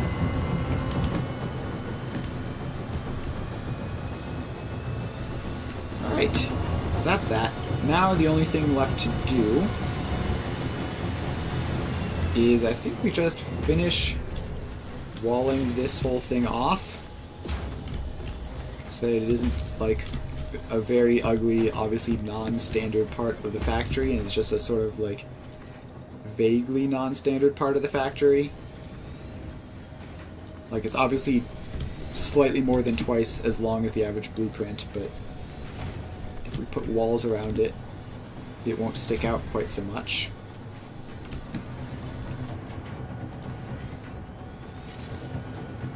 So the walls go in. We're going to need to put a door on this as well.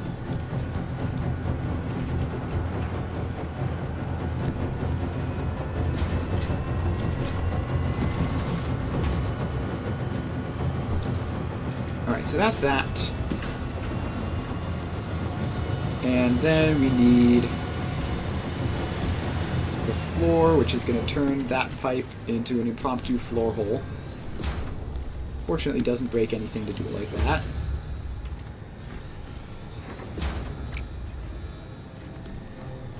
So fortunately, the height we're at right now is perfectly reasonable for the encoder. Alright, now we just need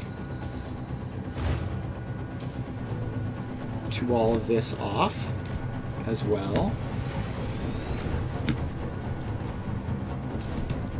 The old particle accelerator.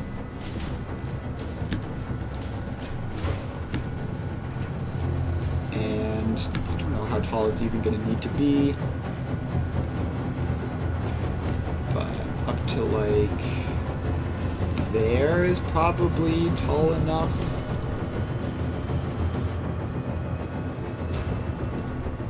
So let's bring these walls up. Gosh, this is going to stand out a lot anyway.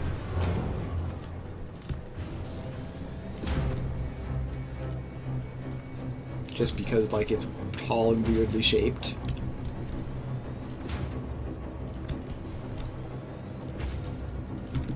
Alright, a couple more of these to go. Like, more than halfway done with this wall, and then we'll just have to put the roof on it.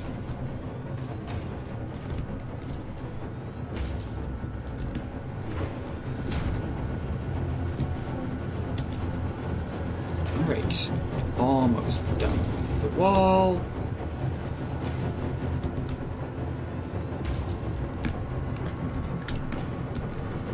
Right, now we just need the roof.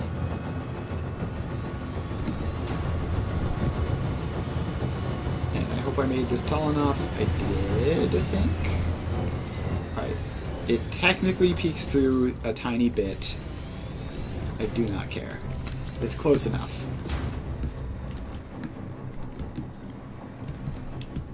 Now let's put the doors in. So that can be a door. And then we drop down here. And we can put a door there.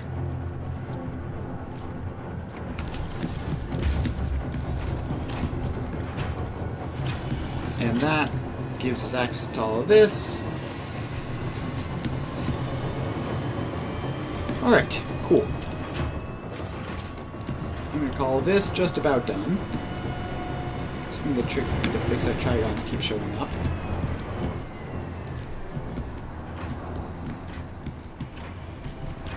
So yeah, pretty much done with this. Are the trigon supplies still good? We've got 10 minutes left of that. Surely another package is going to show up in those 10 minutes.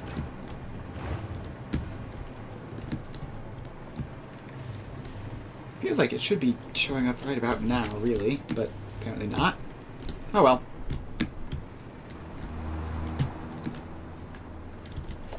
Pretty much good to go here.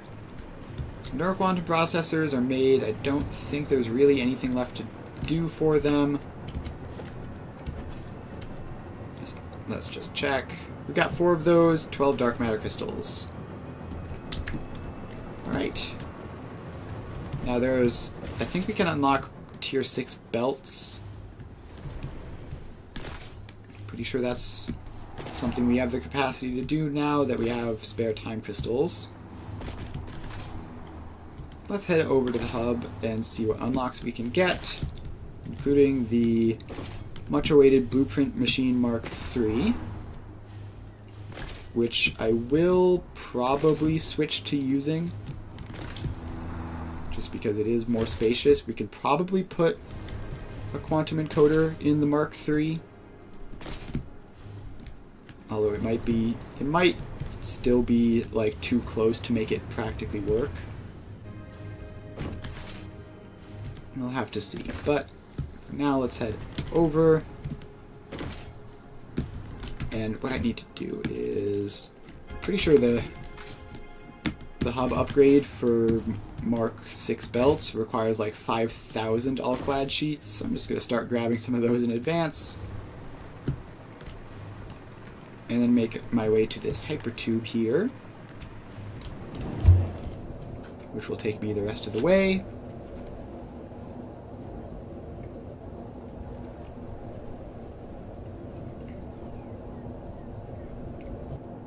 Alright, so there we go.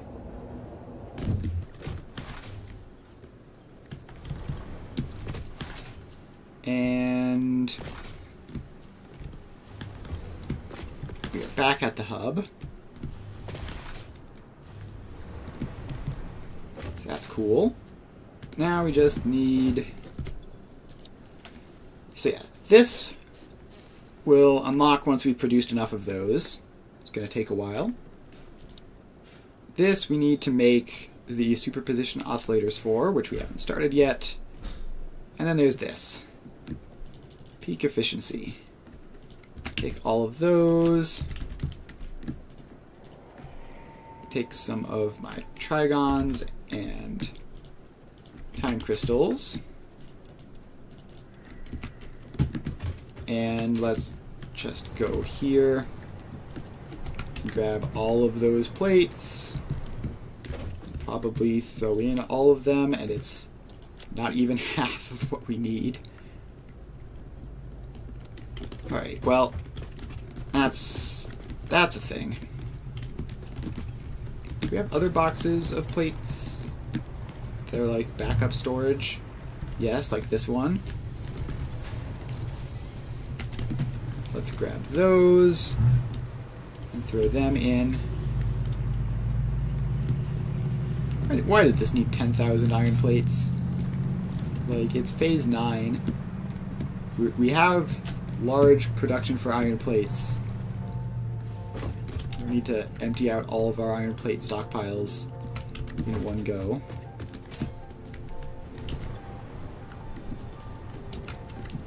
Alright, grab the rest of those. And does this have its own independent box? Looks like no. Alright. Poor iron plate supply is going to be just completely drained after this. I have to wait for more production. And just for the slow belts to make it in. That's a significant part of the bottleneck here. Alright, we're only 300 plates short, which means we can finish it off with those. And now the all-clad sheets. I'm going to head up to the factory where they're produced and grab them from there. Because it is going to take a very, very long time for the dimensional storage otherwise.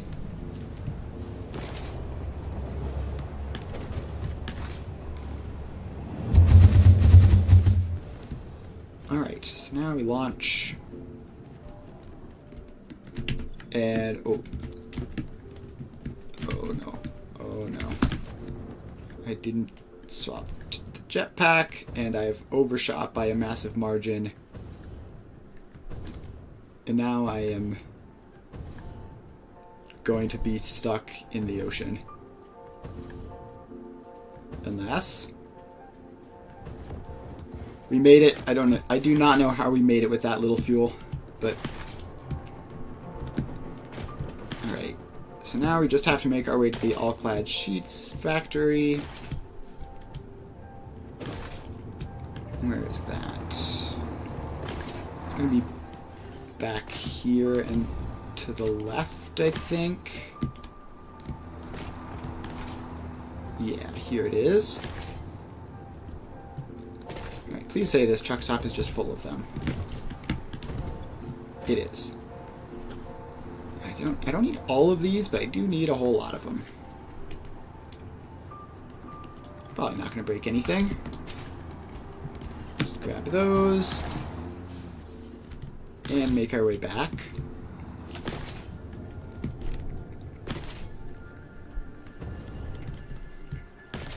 And unlock tier 6 belts, which I believe just used fixite trigons, which shouldn't be a problem. Like, fixite trigons are relatively cheap.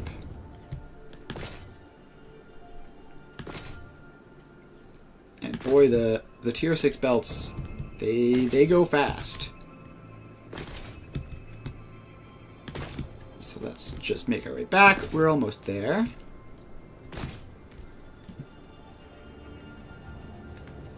Alright, now we drop down here.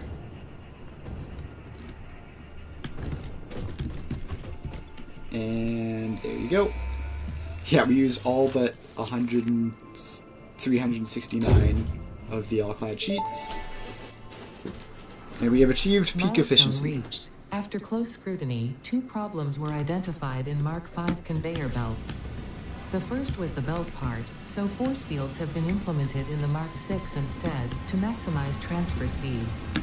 The second problem is inefficient pioneers, but sadly no remedy is available for this severe impediment. Yet. Alright, so now we have Mark VI. Oh, it's time crystals and trigons. That's more expensive. Still fine though. Probably. I don't intend to spam them around like the Mark Vs, but when we need them, they'll be nice for probably train stuff mostly. Or we can upgrade our like our water packaging stuff to Mark VI belts. Because I believe they were belt limited. Some other things are as well. Shouldn't be an issue anymore. And let's see, what else is there to do?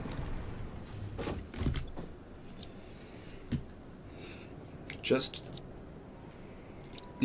unlock the Mark III Blueprint Designer, use it to make superposition oscillator production, and then make ballistic warp drives, and I think we can also do automated power shards at this point. Alright. We are cooking along.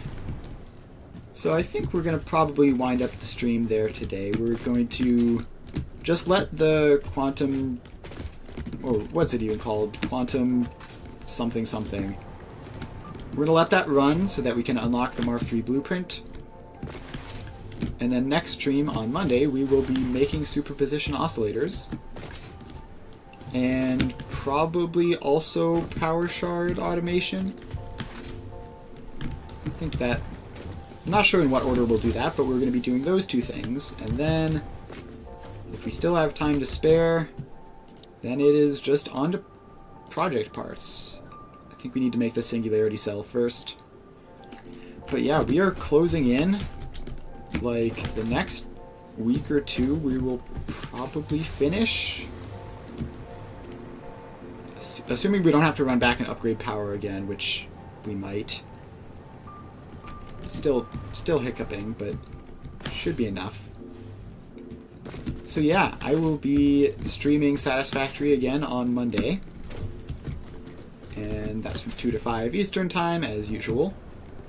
So make sure to stop by then if you're interested. Otherwise, I also play Foundry on Tuesdays and Thursdays.